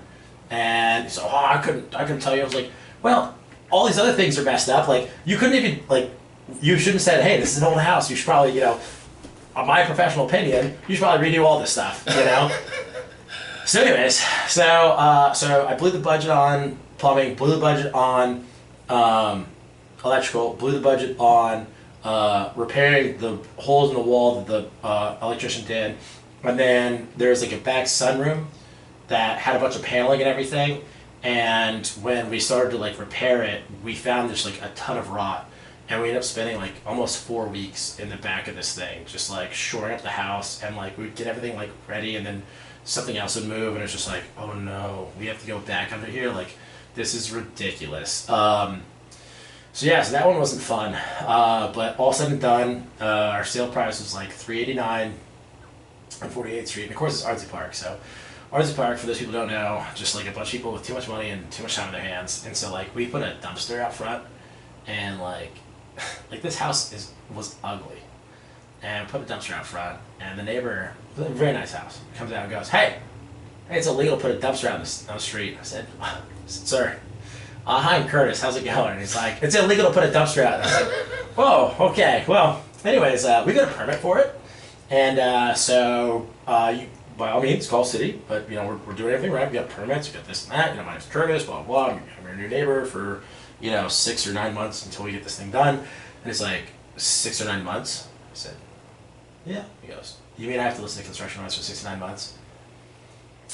We're making your house, the view, because he's directly across the street, the view that you're looking at is going to be beautiful. Not to mention we're appreciating your house. Doesn't matter. Yeah. So I don't play in Arts Park too much anymore. Unless it's an amazing deal, I really don't play. It's not my type. I enjoy making the hood good. And the neighbors are a lot more accommodating. When the cops come, I get a phone call like, hey, there's cops at the house. I'm like, thanks, appreciate it. We're good. Is anything broken or stolen? Nah. But we're good. All right, cool.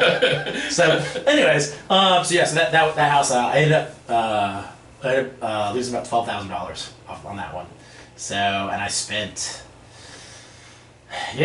almost. Let's see, it sold for $398. I think I had like $340 plus into it. So, once those like ARVs go up, the realtor commissions really go up. Yeah. Because I think my realtor made like $18K. I know my contractor made a bunch of money. It runs away. You don't realize it. Yeah. Which is not like it's not earned. I'm not saying that whatsoever, but it does like you forget that it like fluctuates. Yeah. I mean, it's easy to forget anyway. Well, and that's the thing though, is that like I paid $12,000. Like the way that I look at it now is like I paid $12,000 for like a hell of a learning experience. And the people that I sold it to, God, they were lawyers. Oh, and they're the worst. And they're like, well, this is messed up. And I was like, yo, I ain't fixing shit. And one of the lawyers called me up and he goes, we're having an issue with our real estate agent. And I found your company's logo, and then I Google searched your number, and I was like, wow, like you should probably go through your real estate agent, but whatever. I'm a big fan of communication, and I hate real estate games. Real estate agent games where it's like, oh, I gotta talk to my real estate agent and then talks to their real estate agent and it goes to the seller. It's just like telephone. It's just like the message gets lost, Yeah. So I was like, yeah, man, how can I help you? And he's like, well, we need to get this fixed. I said, hey, man, you're coming at me all wrong. Like, because he's just a lawyer and he's like, I think it's from New York, something like that. Like, there is like their house, and then they were gonna have like a carriage house in the back. And it was gonna, anyways, they're smart. Got it. I'm already hurt from this deal. And I didn't want to talk to New York people talking too fast and like telling me that all my stuff's messed up. And so he goes, yeah, man, I need this fixed. I need this. Is like the home specialist. I said, hey, man, like let me tell you. And he goes, I said, can I be honest with you? And he goes, honest? Like you're the seller. I said, yeah, man, let me be honest with you, dude. Like I'm ready to beat up. Like, and he goes, yeah, what's going on? I said, hey, man, I'm losing money on this deal. Like, you're buying this for $389,000, and I've got more money than that than you. It's like, you can't buy this house for what you paid for it. Like, or you can't make this house for what you paid for it. And he's like, nah, you're kidding me. Oh, this is a tactic. I said, don't give me all the receipts, dude. I said, I'm gonna walk away like less than $12,000. Like, I'm gonna lose like $15,000 on this. And I was like, this is the first deal I've lost money on. And he goes, oh my God, you're serious? I said, yeah. And he goes, oh, all right. I said, yeah. I said, you have a really nice house, man. Like, full electric, full plumbing. Like, it's got this sunroom that's got wood from the Ford plantation out in Richmond Hill that's been imported in there. Beautiful. We saved all that. Like, the way we did the electrical in that room, we actually pulled all the baseboard trim off and then routed out where the outlets would go so we wouldn't actually touch any of this, 100-plus-year-old wood. And, like, just to listen to this guy try to beat me up, and I was like, dude, it's not happening, man. Like, I'm already beat up myself, so. Yeah, so that almost sucked. That's crazy, but he was like, no problem then. Yeah, he was You let it go. Yeah. So, because, it was just a great house, man. And so maybe that's like a tactic for agents to know, is like, the better you know your client. Like, I don't know that much about listing houses, so like, I might be totally full of garbage here, but like, maybe it would help if they were just like honest, right? Like if his realtor had spoken to your realtor, and your realtor knew the situation and explained it. I know you don't like the telephone thing. Yeah. But like maybe it would have saved this guy even trying to do all that, trying to find you. Yeah. If he knew the situation right away. Well, I didn't tell my real estate agent. Oh. I felt so bad for it. It was the first deal that I lost money on. Like, I don't want to talk about that, you know what I mean? But like, I was so done. I was like, at my wit's end, like, dude, I'm just done, man. And like, I don't like, and this is another thing that like I think we should talk about when it comes to like performance and knowing yourself and like what's your risk tolerance and all those other things is like find out when as your energy, how do you flow? How do you function? How do you work well? Like I said, like my buddy who like doesn't like to work hard in the summer, like, hey, like I just gotta be in the mood and I'll work in the hot sun. It doesn't bother me. But what I found is like there's like I can wake up, give me a little bit of time, like 10, 15 minutes, I'm good. I don't need coffee, I don't need whatever else. I drink coffee, but like I don't need coffee. And I can function basically all day until I'm hungry, and then it's like give me food and like give me like 20 minutes and I'm good to go. Then afterwards, like there's this like precipice that I fall off, like hour 8, hour 10, and it's just like it's like falling off a cliff. And like when I was a bartender and like I was working doubles, it's like hours 1 through 8 are fine. Hours 8 to 12 or 8 to 10, nobody's happy. If I'm not happy, nobody's happy. And so you just like know that. And so like he hit me up at a vulnerable time, and I was like, dude, I don't care, dude. Like whatever. And there's been certain times where just like, as an entrepreneur and as somebody an entrepreneur is such a dumb word. Like I'm a small business owner. Like you look at my Instagram, B2 or Bell Homes LLC on Instagram.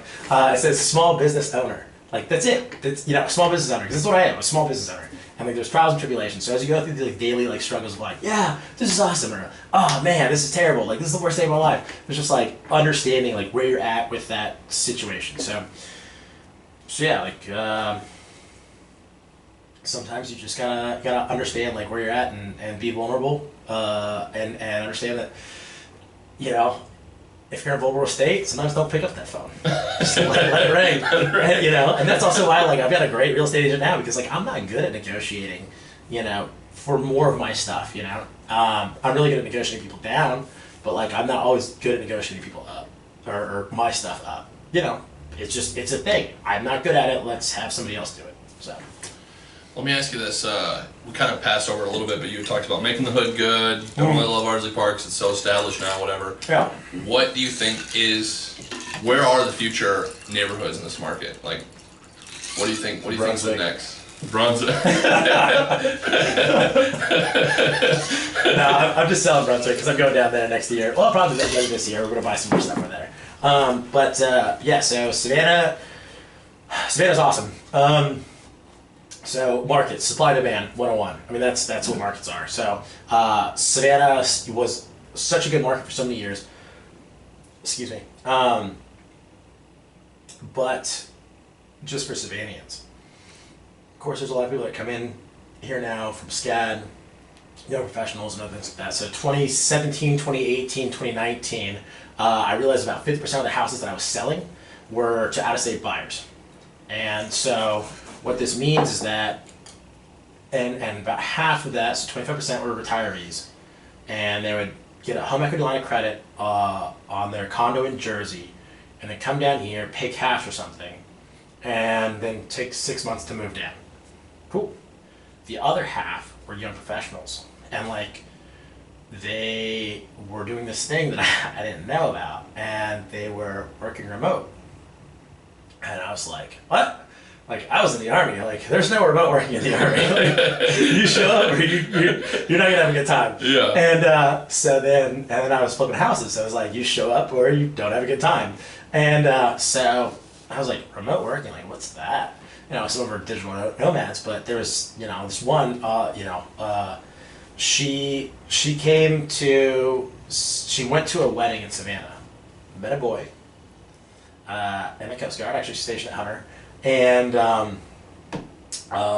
decided, I'm in HR. She was living in Phoenix, Arizona at the time. And goes, I'm making like $65,000 a year. I've got a condo. I'm just gonna sell my condo and then move out to Savannah. So she tries to quit her job. And the guy goes, no, I'm not taking your resignation. And she's like, no, I'm moving to Savannah, Georgia. Like, I don't want to be in Phoenix, and I work in HR. I'm guessing there's a company or two out in Savannah that needs an HR rep. And so he's like, all right, cool, well, you know, what do you need to stay? And she goes, no, I'm not staying. Like, that's the day I'm not staying. And he goes, so you want to work remote? She goes, I can work remote. And he goes, okay, so you'll stay, you know, 3 days on here, and then you can do weekends in Savannah or whatever else. And she goes, no. And he goes, how about this? You work remote full-time over there, and then I can give you $20,000 bonus. And she's like, $85,000. I work remote. I live in Savannah. He goes, yeah.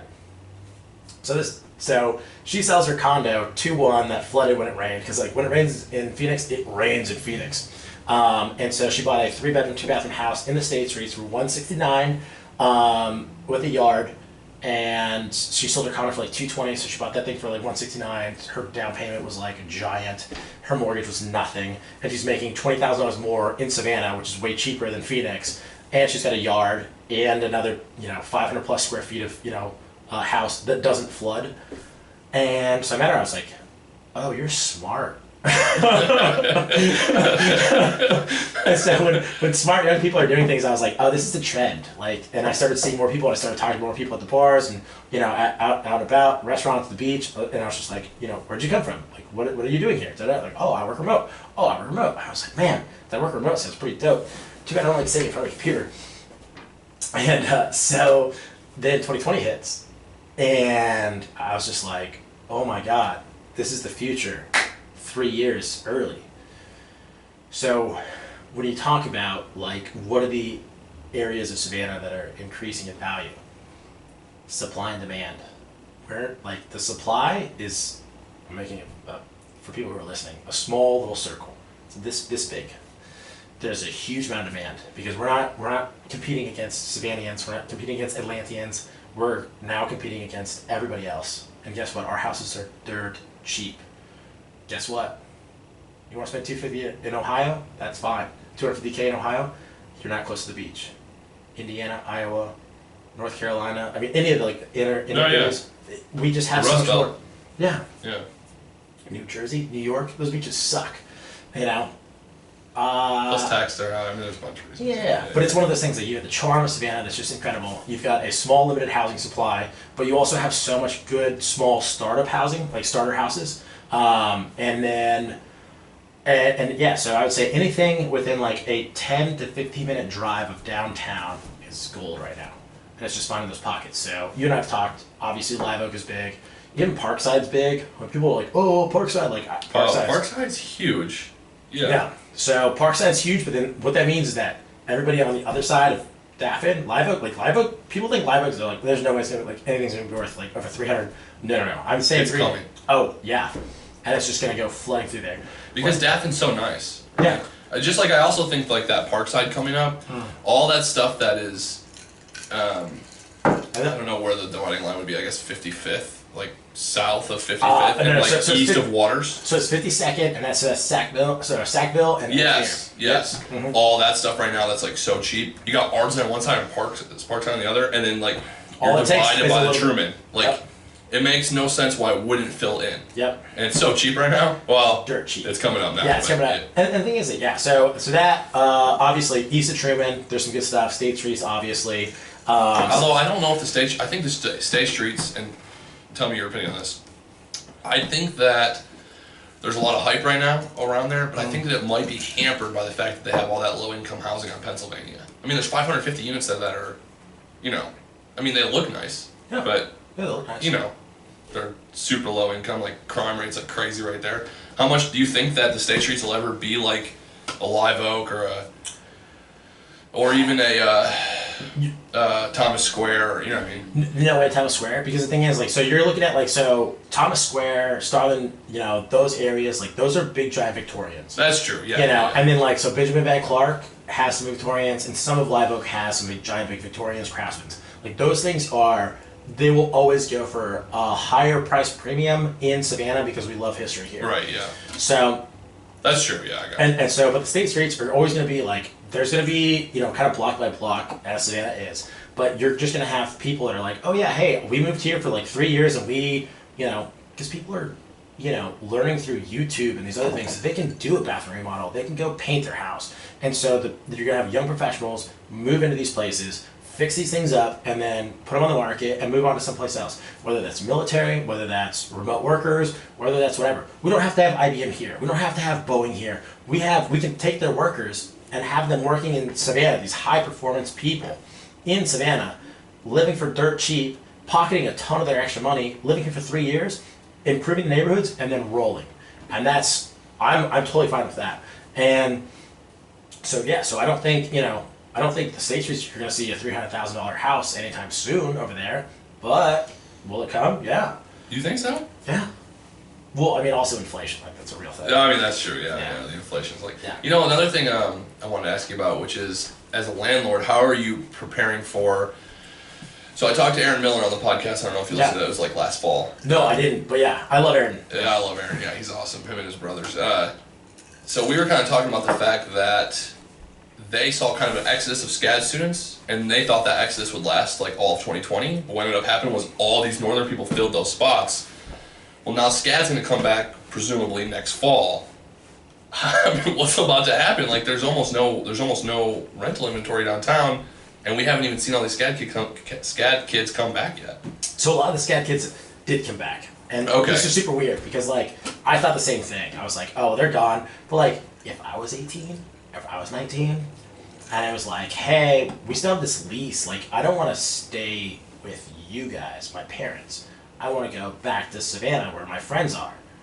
And like a lot of I think a lot of them, and correct me if I'm wrong, like so I don't live with my parents, and I don't live with my grandparents. They're all on the other side of the country. So when COVID hit, I was just like, man, I didn't give a shit. Because I was a young, healthy person and my grandma was far away. Yeah, agreed. So, call me callous, whatever. I thought all these people would go away, but I talked to my family, I talked to some other people, it was all like, oh no, we kept their college kids away from us because they're in their dorms with their own social bubbles, pretending that their 19-year-old kid isn't going to go out and party on these things. But it was like, okay, cool, like if you've got a 19-year-old kid who's doing a bunch of dumb stuff, recklessly, maybe, having a bunch of social contacts, and then bringing it home, it's safer to send them back to where they live. So a lot of kids came back. A lot of kids came back last September, yeah. Okay, I didn't realize that, and I hadn't been hearing that either. Yeah, well, I mean, mine were okay. So, like, we had a bigger hit in the bartending community. Because I run about 30% of my stuff to bartenders and service industry people. Has that recovered mostly? Yeah, thankfully. So, yeah. There's some crazy. I actually listened to Joe Rogan, which is a little off topic, but you being from LA is like kind of relevant. But I heard these guys talking about the fact that 70% of restaurants in LA closed, most of which will be permanent. Yeah, it's so wild. And the thing is, like, I go back to LA and it's just like chains and BS and just like it's a nice place to visit. Have you been there recently? I was there in October in 2020. Was it dead? Yeah, I mean it was super weird. Like all the museums were closed still, and like you're in a museum, it's some of like outdoor museums like LACMA and some other stuff like that. It was just like this is super weird and wild. And of course the tents are crazy and other things like that. But it was so wild, I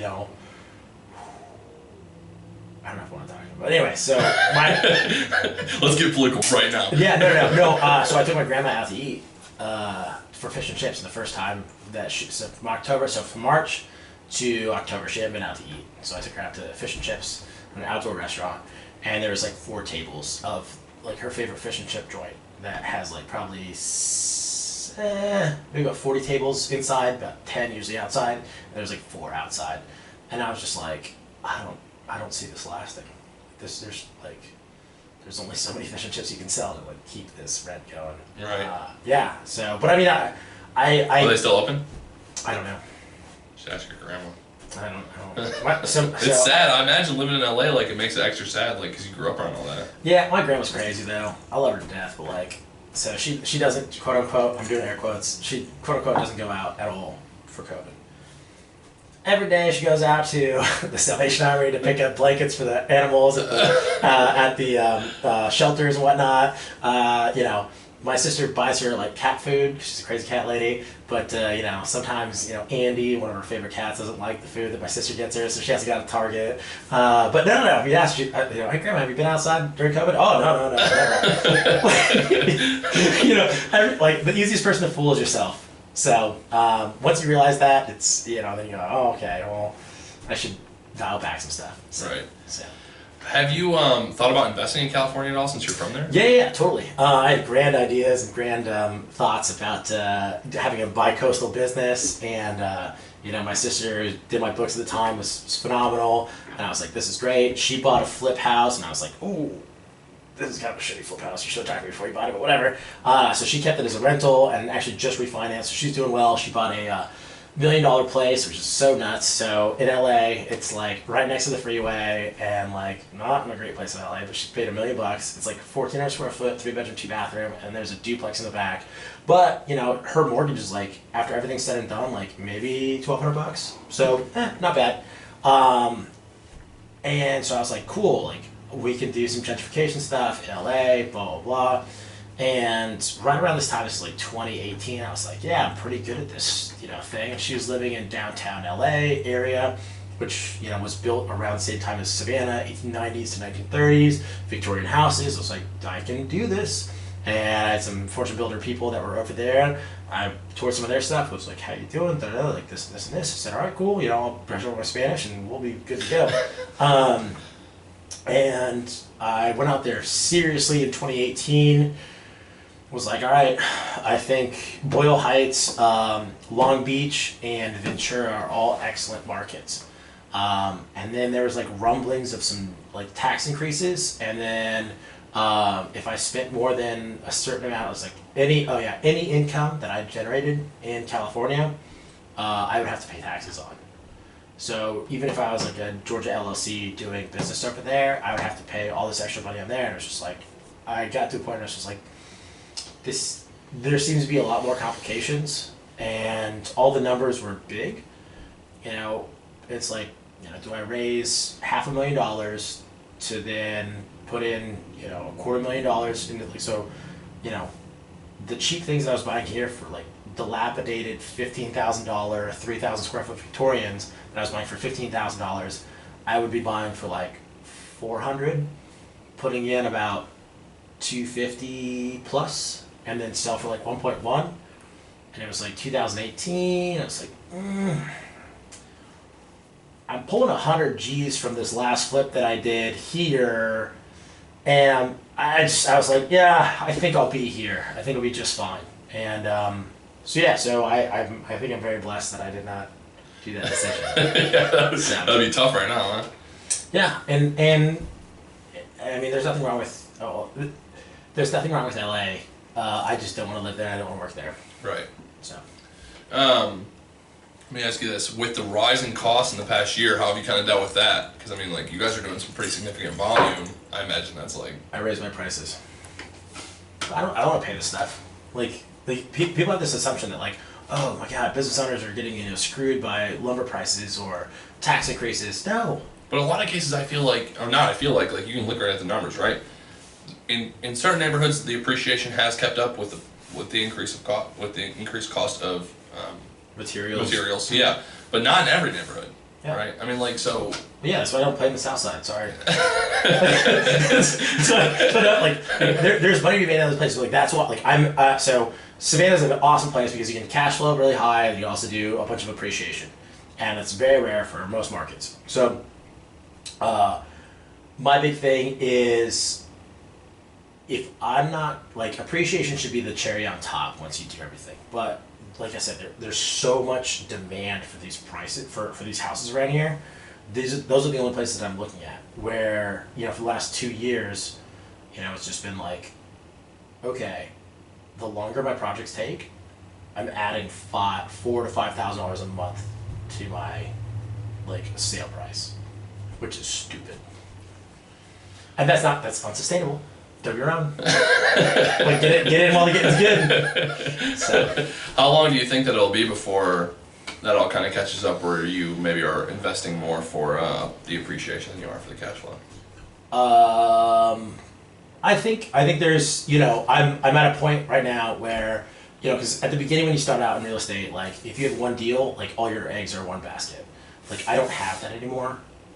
So there will always be like speculation, and there's always going to be like hard numbers, good investments, and just understanding like where your cash position is. So I really prefer, especially my rentals, like cash flow, and like there's a lot of places in Savannah where you can like speculate with high cash flow, because like we've got a lot of hood around Savannah, and like you go to West Savannah, you can buy a rental for 50 G's and it'll rent out for 750 to 900 bucks a month, all day long. And guess what? They're building a giant arena right by it. Yeah, do you think that that'll appreciate that area? Yeah, I'll get into that next. I'm sorry, go ahead. Yeah, I got like a whole... I do want to know about that, though. Like, Yeah. do you think that in West Savannah that arena's going to help, or do you think it's not going to make any difference at all? No, it's definitely gonna help. Yeah, of course it's gonna help. You know why? Why? Because the mayor's got a bunch of money invested in there too. Yeah, so it's going to change. And the thing is, like West Savannah's, you know, going crazy. Carver Heights. Well, so West Savannah is actually a different part, not where the arena is. Everyone thinks West Savannah. Yeah. So it's actually Carver Heights, Carver Village area. And so you know, it's been historically like completely undeveloped on all that sort of stuff. But yeah, there's a lot of places you can pick up for $50,000 to $100,000 that they can rent from $750 to $1,200. And like I love what I call grandma ghettos, and the fact that like it's a ghetto neighborhood, like it's not like it's lower middle class, but grandma's around and doesn't allow a bunch of young men. Which so I will tell you this is my thoughts. Excuse me, when it comes to real estate and just people in general, the most dangerous thing is a pack of young male youths. That's why the Marines and the Army and all sorts of stuff are very important to have, because, like, and my dad used to say, like, you're smart. I used to say, like, a pack of dudes. He goes, you're smart, Kevin's smart, you know, this other person's half smart, but the three of you together, it's like you guys have zero brains. You know, because they just do dumber things, and so you need to have, like, a strong figure up top. So having a grandma ghetto, the grandma was like, hey, I don't care where you're at, you know, you're going to be home by dusk. You're going to make sure that the lawn's mowed, like you don't go up before your chores are done, all this stuff. Even though it's lower class, or lower economic, you know, situation. Yeah, I got you. It's still better, and you can ride by, because you can ride by, you know, Burroughs Street in Kyler Brownsville, and all it is just like they look like zombified people, you know, crack, drunks, trash everywhere. But you go a couple blocks over, same price per square foot, roses, lawns are mowed, chain link fences, you know, things are elderly people walking the streets, hanging out. Yep. Yeah, I agree. I never really thought about that much, but that's one of the reasons why I love Camp Park so much. Yeah, Camp Park's one of those. Yeah, it's like definitely lower middle class, right? You can tell just because the condition of the houses is not great, right? Mm-hmm. But they upkeep it. Like, even if they can't afford to put a bunch of money in the roof, like they can afford to mow the grass. Yeah. They can afford to put flowers out front, and it looks great. Like, yeah, it's great. I mean, it's clean anyway, you know. And that's the big thing is like, do you have like? It doesn't matter if you have an old truck or an old house or whatever else. Are you keeping up with it? Yeah, you are. Okay, cool. No worries. You know what I mean? You have pride of ownership. You know, and those are important things, and that goes into like a rental community versus, you know, this is like more market research stuff, like a bigger picture. But like, you know, are most people, you know, homeowners or are they renters? If they're renters, then they probably don't give a crap, you know. But if they're homeowners, they've got a solid investment. So, let me ask you this, kind of like, where do you still get education from? Like, is there guys that you're listening to? Is there books that you've been reading lately? Yeah. Like, no, that's a great question. So I definitely listen to a lot of podcasts. So I run a bunch, which not for health or like muscle building or anything like that. I run because it helps my head. Like some people meditate, I try to, I find it really nice to run with a podcast on. So Bigger Pockets always, like, they're great. Sometimes I'm a little annoyed how gimmicky they are. I kind of sound like a radio show, you know. But then I also try to branch off into other things that are not real estate related and more investing related. So if you guys are listening or still listening to this, one of the best podcasts is Invest Like the Best. and it's Wall Street quant. He's a quantum guy, so very math based, and he is always looking for the next edge and really employing his network to grow his hedge fund. So this guy, like you, me, a lot of the people we know wouldn't be allowed to even invest with him, and yet he gives his knowledge out for basically for free. Eric Weinstein, The Portal is great. A lot of these investing podcasts are phenomenal. And that once you start realizing like capitalization rates is like the apples to apples approach to do businesses, then you can kind of go, oh, is my real estate business like worthwhile on the grand scheme of things or not?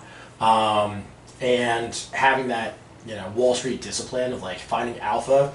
So beta is basically like the market. So 8% returns on the S&P 500, that's beta. If you do anything better than that, so you make 10%, that 2% that you make between the 8% S&P 500 and your 10% return, that 2%, that's alpha. So you're generating alpha. So the things that I do is like, hey, I'm paying, if the S&P is making 8% and my returns on these things are, 20, 25%, well then yeah, I want to go play in that. So good podcasts are definitely there with that. Understanding just market research and what markets are. Real estate is very unique. It's a private market compared to public markets. There's a lot less hype. And then, I would say, what was the podcast you mentioned yesterday? How I Built This. Yes, excellent as well. And then really like fundamental books. So the E-Myth, Traction. Understanding that like businesses are super similar. Like, there's really nothing new under the sun unless you're pushing like big new technology, and the only thing you're changing is just this technological aspect and finding out how much runway do you have to put into R&D until you run out of money to bring it to market. And even if you bring it to market, how much money do you have before it actually does return on profit? And to understand that every business has an accounting department, an HR department, a marketing department, a research department, like all those things, they're all the same over. And so the things you learn about Amazon, the things you learn about, who's that? Kate Spade. Oh yeah, Spanx. Mm-hmm. Right? No, I'm sorry. Wow. Yeah, different one. No, different one. Yeah. So Kate Spade's the person. Yeah. And like all those are the same businesses. And then, but like Kate Spade, like, she did very well for herself. Yeah. And then she killed herself. Yeah. Like, you gotta realize, like things are crazy. Success does not always equate to happiness, and I think that people think that happiness is just around the corner if you just make like X amount of money or do X amount of deals or perform X well. Totally. But it's two separate races, right? Actually, I talked about this at length with Teresa Cowart. Did you have a chance to listen to that stuff? No. We'll talk offline about her. Okay. She has this great part in her episode where she just talks about like she was 25 years old and she was driving down the road and she had a boss call her, and I don't remember the specifics, but essentially she was like got off the phone. She was really upset, and she was like, it was like at that moment when I like decide like I can either like choose to be upset because of what this person is saying, or I can choose to be happy. And so she just like got in the habit of choosing happiness, and it wasn't instant. Right? Yeah. It takes years to master. Yeah. But it was just like it wasn't anything external that made that happen. It all happened in here, and that's the only way to get to that point. Yeah. And that's a huge thing when it comes to choosing happiness, because it really is a choice. But for the beginners, especially in beginners in real estate or business or whatever, people entering the workforce is like you're gonna deal with a lot of people that have a lot of issues, and they're gonna take those issues and they're gonna take them out on you. Hurt people. Well, but just it's been a situation where my plumber, dude, I love him to death, man, but that's not the case. And so I just realized, do I get good Joe or do I get bad Joe? And, bad Joe got in a fight with his wife last night. Bad Joe couldn't collect a check. And, he's 60, he's got this big old silver belt buckle, he's got these, always these big old shit kickers, he's great, you know what I mean? And the first or second time he did that, because like, we were great, I was a new client, so he wanted to put on his best face. And then I saw his real face, and I was like, oh my God. But I'd already seen him before. I go, oh yeah, no worries. Like, Joe's going through issues. It's not a big deal. Like, it's not that I'm bad or I messed up. It's just, Joe's got a vent, and a lot of these things, like, just like, oh yeah. I was walking my dog the other day, and this lady, she stopped about like 50 yards behind me. I'm not huge, but people don't roll up on me very often. And it's she's rolled down to her car window. Hey, pick up your poop. And I was like, is this lady, like, when people yell at me, like, I don't look, because if you look, that means they got your attention. I was giving that. They got real estate up here. Yeah, exactly. So I listened to this lady yell, and I was like, what is going on? Poop, like, what? I'm walking my dog. And I look at my dog, oh, he's pooping. And then I start registering. She's yelling so loud, I'm not even like registering the words. And she goes, you need to get your, effing dog, pick up his goddamn poop, blah, blah, blah, blah, off my mom's lawn. And I live 2 doors down. I've talked to her mom. Her mom, you're cool. And I look over and I reach my back pocket with my plastic bag and I pull it out. And I go, man, I'll pick up this poop. Not a big deal. Oh, you better do this, blah, blah, blah, everyone's been shitting my lawn, da, da, da, da. And I'm just like, oh, yeah, it's not my problem. I'm a good neighbor. Like, I'm not your mom. I don't know you, this is the first time I've seen you. And I'm gonna pick up the poop because even if I don't know your mom, I'm still gonna pick up the poop. Right. It's a responsible thing to do. And this lady was just looking for a reason to be upset, that's what you're trying to say. Super angry, super pissed off. And like, to yell at a stranger and just to project so much like hate and issues, just like, man, it doesn't reflect on you. No, not at all. Yeah. And it's just like, man, I feel so bad for this person that's just like yelling so effing hard, you know what I mean? It's so easy though to like, especially when you're young. Like, so I'm only 25. Yeah. So like, I have a really hard time. Wait, you're 25? Yeah, I'm 25. What? Yeah. So like, man, alright. So anyway, I recognize like my shortcomings emotionally, because like, when you're 25, like, definitely. And I think it's hard to remember what you're saying right now. Like, I think it's so important to like kind of try to stay conscious of that, because it's easy. It would be really easy for you to listen to that lady, and then for the rest of the day, like, let that ruin your day. Yeah. Like, no. So immediately after that happened, I texted my friend. I was all like, "Oh my God, you wouldn't believe this lady. She was crazy. You wouldn't believe what this happened." So you just gotta you gotta enjoy those lives, like those things, those moments in life that are just like so ridiculous. Like, who gets yelled at for your dog pooping in a lawn that like you didn't even realize what was going on? So right. Yeah. I mean, I was gonna take care of it anyways, but yeah. So.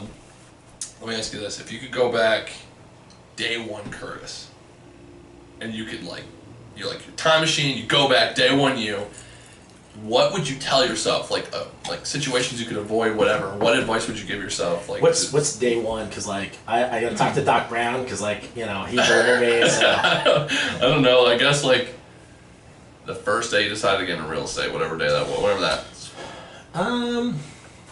What would I tell myself? Yeah, what advice would you give yourself? Be patient.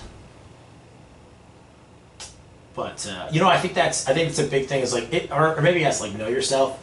I think a lot of people don't take personality tests. I think a lot of people don't read enough, self-help books. I think people just don't understand that they have literally, all human knowledge, basically accessible from a phone. Literally for the first time in human history. Yeah, and it's dude, what are you doing? So I mean, so for me personally, and this is so specific knowledge, it's just, you know what? It would probably be you can do it, you can do it, because I remember growing up as a kid and I wanted to be a fighter pilot. That's what I wanted to do, and it was either race car driver or fighter pilot, and look at my kindergarten stuff. I go home and over Christmas and look at my own stuff. It's race car driver, fighter pilot. That's all I want to do. And I remember no knock to my mom or my dad or anybody around at the time. They're like, oh, being a fighter pilot is super hard. And like my grandpa was like, oh yeah, well I tried to be a fighter pilot, but like I was too tall, and like they only hire people like are 5'8" or less. And I was like, okay. And then I'm a sophomore in high school, and I'm 5'11". And I was just like, well, I guess I'm not gonna be a fighter pilot. So like, what? Like what else? But like, nah, I'm a fighter pilot with 6'1". Like, god damn it, I could have done that. And I met so many other people that have done like really cool things. I go, oh wow, no, like they're like, if you put your mind to it, if you want that goal, like you can get it. Like don't limit yourself. Yeah, don't limit. And also like set crazy goals. Like, like one of my big goals is like I want to be a millionaire by 31. That was a big thing because like millionaire by 30, like I thought was very aggressive. You see, man, millionaire by 30, like that's really aggressive. But I was like, oh, I'll do 31. Anyways, like I said, my books weren't great. I found out that I was a millionaire by like November of 2018. But I didn't know that until... Should have been 28? No, 29. 29, okay. So, but I didn't know that until like February of, or excuse me, I guess March 1st of 2019. Because I did my Q1 meeting, my books, and I was like, oh my god. I've been a millionaire for 4 months, I didn't even know. Well, it feels weird to be a millionaire. Yeah, I know, right? But also it was like that's only a number, you know what I mean? Right, yeah. And like I said, and when people say, oh, you're a millionaire, like, yeah, guess what? Like, hey, 2020, guess he was negative in their bank account like a couple times. This guy. That's what, I mean, like, not to get too far off topic, but it drives me crazy when people are like, Jeff Bezos has $156 billion. He shouldn't have that much money. Like, he does not have that much money. No, that is not like the dude makes like $85,000 a year salary from Amazon, and I'm not saying he hurts at all. Like, I'm not. No. Don't feel bad for Jeff Bezos. Yeah. But like, it's not like the dude's just rolling in like $100 billion. No. So the thing is, like, it's just paper, or it's just. Sorry, refill his drinks. No. So the big thing is that talk about Bezos. No, they've got way more money than what's going on. The thing is that you want to look at is like your normal birds, heating and air conditioning, like the local AC guy. You've got these other like small businesses that have been done over a couple generations, and like those things are worth anywhere between $10 to $50 million. That being said, is that legit liquid? No, it's not. No, it's not. Yeah. I mean, and a lot of those operating margins are like 10%, 12%. And so, if you have a $10 million business, you may have $10 million or $1 million in operating capital, but depending on the situation, that might actually just be cash reserves because they've been through 2008, 2007. They're expecting the next one to go through, and yeah, that's cash, but it's sitting aside. It's set aside so when things go sideways, like in 2020, they have money to move into other stuff. So like, we talked a little bit yesterday about 2020, and when everything kind of like hit the fan, and I just like thankfully was able to pull out some money, some equity from my properties so that my guys could be paid. Like, yeah, did I have money? Yeah, sure did. Where did I spend it? Make sure my guys got fed. Make sure my guys, had money to, feed their kids and continue the business. So, that's you try to plan for the worst, you hope for the best. And the thing is, like, people don't realize like how awesome Amazon is because they don't take advantage of it. It's like the first people that like my parents were like. I remember as a kid, Bill Gates was like, "Oh, Bill Gates is like he's so rich." Da da da da. Well, it's like, yeah, we had like one desktop computer. Like we didn't know the whole thing about it. Like we were doing like AOL, like so it was like and like I remember like playing on the internet, being like, this sucks. Like I don't want to wait here for like the page to load. This blows. But it's like when you understand, like, oh, hold on a sec. If I'm a research scientist in 1994 and I can send an email to somebody else, and they can respond later that day, and it doesn't take 4 days for my correspondence to go take effect. My uncle was talking about that. He was a math professor at FSU. I hope I got that one right. I think the one in Tallahassee, whatever. Like I said, I got kicked out of college. I'm not the best at colleges. Is FSU Tallahassee? Yeah, it doesn't matter. Yeah. But he was like, yeah, it changed my life because I could type an email to another math professor, in Missouri or New York or other stuff like that, and then so the time frame instead of being a week was now a day. 2 weeks ago, yeah. Look at the studio. Yeah. 2 weeks ago, you text me. Mm-hmm. You say, hey man, can't wait to be on the show. Can't wait to see the new studio. I say, time's on. Like, I better make it a new studio, yeah, exactly. right? Well, and like, look what the internet like allowed me to do. Like, like 75% of everything in here is from Amazon, and it came within 3 days. Isn't it crazy? And like, if I had tried to do the same thing like 30 years ago or 20 years ago even. Yeah. No way, bro. Yeah. I'd have been spending weeks looking in department stores, looking at local businesses, trying to find, like, it would have taken me forever. There's no way I could have got it done in 2 weeks. How about this? So, my parents just came, and so they're supposed to stay at my house, which is taking way too long to finish. But long story short, I was like, I had some tents moved out of another place I have, and I was like, you know what? I'm just gonna throw it on the Airbnb market because it'll be great. I can, my parents will have a place to stay. And my buddy, who I used to Airbnb his place while he was gone, he lives there now, so perfect. I've got the bandwidth now to have another one of these things. Went on Amazon. 5 Gs later, I've got twin beds, queen beds, art, all the dishes, all the utensils, a kitchen island set, everything I need. Within days. Within days. It's insane. Yep. Yeah, that's how, like, you can hate on Jeff Bezos all you want. Yeah, but this dude was like grinding, have you seen like the picture of him like in the 90s? With the door desks? Yeah, it's got like the Amazon banner, like the old Amazon banner behind him. This dude's just grinding by himself. Yep. It's crazy. It's crazy. So and for those who are into cars, so Rock Auto is usually an awesome place. Yeah. So if you have Amazon Prime, it's $100 a year, nothing crazy. So I work on cars, I do some other stuff, whatever else. But if you can get parts from Amazon, and they're 20 to 30% cheaper than they are anywhere else, and they're legit, like, Ford Motorcraft or like Delco or like all these other legit brands delivered to your door, free shipping. And it's like I had to get an O-ring for some random thing a dipstick O-ring, the most random thing ever, for a 7.3 liter diesel, and it's like a $45 part from Ford. So I bought it for $20. So in one purchase, it's $25 savings, and delivered to my door in 2 days.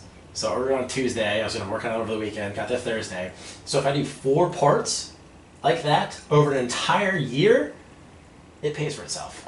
That's adding value, you know what I mean? And so, like, for the stuff that we do, we're both in real estate. It's like we're adding value like that, I'm creating like these awesome places people live. I'm adding value to my neighbors, equity. I'm adding value to myself. My investors are making 8 to 10% on their money, secured. It's phenomenal. City's making a bunch of money off me. Or Amazon or real estate meet, real quick. Have you like gone on there like shopping for kitchen fixtures, light fixtures, stuff like that? Oh yeah. It's insane. Dirt cheap. Any flipper out there that like wants to find honestly pretty decent quality products for cheap. Cheap. Yeah. Amazon's the place to go. Look, I can buy. So we've been doing a lot of these black faucets. Yeah. Yeah, dude. $120 at Home Depot, Lowe's, whatever else. $40 to $60. It's like really nice. Like it's nice. It's clean, and like the thing is, like they've got either brass or ceramic components and a lot of stuff. So. Yeah. Anyway. So growing up in LA, it's like they put a bunch of different things in there. So they've got these like qualifications for like I don't know if you've seen like the stickers and things where they'll be California compliant for cancer. Yeah, everything. Yeah. Yeah. So then a lot of stuff is also low flow. So basically, because like it's a drought state, so you can't actually put all the water through. So they have these like super skinny lines. So a lot of these like Chinese things that are coming over, they just don't sell them to California, and so you get all these awesome, great, like mega flow, awesome, like what a faucet should feel like or a toilet should feel like, and it's awesome. They just restrict, hey, we don't sell to people in California. As opposed to Home Depot and Lowe's where they have to have all this inventory and it has to go to all 50 states. Right. Because California is such a big thing, they have to basically just, do it all over the inventory. It's like, well, we're just going to cut you guys out. Like, whoa, all right, interesting. So I'm pumped about it. I get a lot of my mirrors from there, vanity mirrors. They're so much cheaper. Much cheaper. Yeah. I get art from there, like I said. I get vanities. From there. Like they come flat packed, and they look cooler and better. And then I get seller feedback from from these receiving buyer feedback from my flips, and they're like, oh my god, we haven't seen this vanity, because they've seen 5 other flips, and all the 5 flips are Home Depot, Lowe's, or Floor and Decor vanities, and it's like, where do you get this vanity? Oh, good luck now. No, Yeah. you're gonna have to see it all the time. Yeah, it's fine now. Because the thing is, they're just gonna come up with more stuff. Yeah, no, seriously. Yeah, I tell every investor I can, like you will save literally thousands by going to Amazon. It's the way to go. Yeah, and I mean, they got like cool stuff too. Like I got this vanity light, and it's like LED, so like it pops out, it's black, and it's just super thin, super cool. I'm like, yes, the LED like drops down. The bathroom light. Yeah, yeah, it makes it look great, dude. So, yeah, it does. Yeah. And you can like adjust like the orientation. Oh, I haven't messed with it that much. Oh, yeah. My guys just put it in there. That's cool. Oh yeah, it works. Yeah, well, doers do or checkers check. So, how can people find you? So Instagram and Facebook. I also have a website that is slightly incomplete, but it's okay. So my personal is Curtis B2 on Instagram, or Facebook is Curtis Bellenot. Feel free to hit me up. My corporations is Bell Homes LLC on Instagram, bellhomesllc.com, and then Facebook, whatever.com/Bell Homes LLC. So you can check our progress. We do a bunch of cool stuff. Looking for more deals? Always look for more deals. I'm probably one of the few people that isn't looking for a whole lot of deals. It's crazy. I've got. I will be, in the future. Yeah. But there's a surprising amount of deals that are still out there, and I'm. Have you read Shift by Gary Keller? No, I have not yet. All right, you need to read that one. So Gary Keller, and I put him out there all the time. Gary Keller, like millionaire real estate investor. He made me like really excited about real estate. So Gary Keller's Keller Williams of fame, and so Shift is how to shift your business when a market downturn. So you'll see a market downturn, I think probably in 2021, 2022, and you just gotta shift your business, and make sure that you're doing well enough now that you have enough to shift ever. So. We'll check out the book. That seems like a good note, but like a negative note to and but whatever. Anyway, thanks for coming, man. Hey Josh, thank you so much, man. Yeah, definitely. All right, see ya.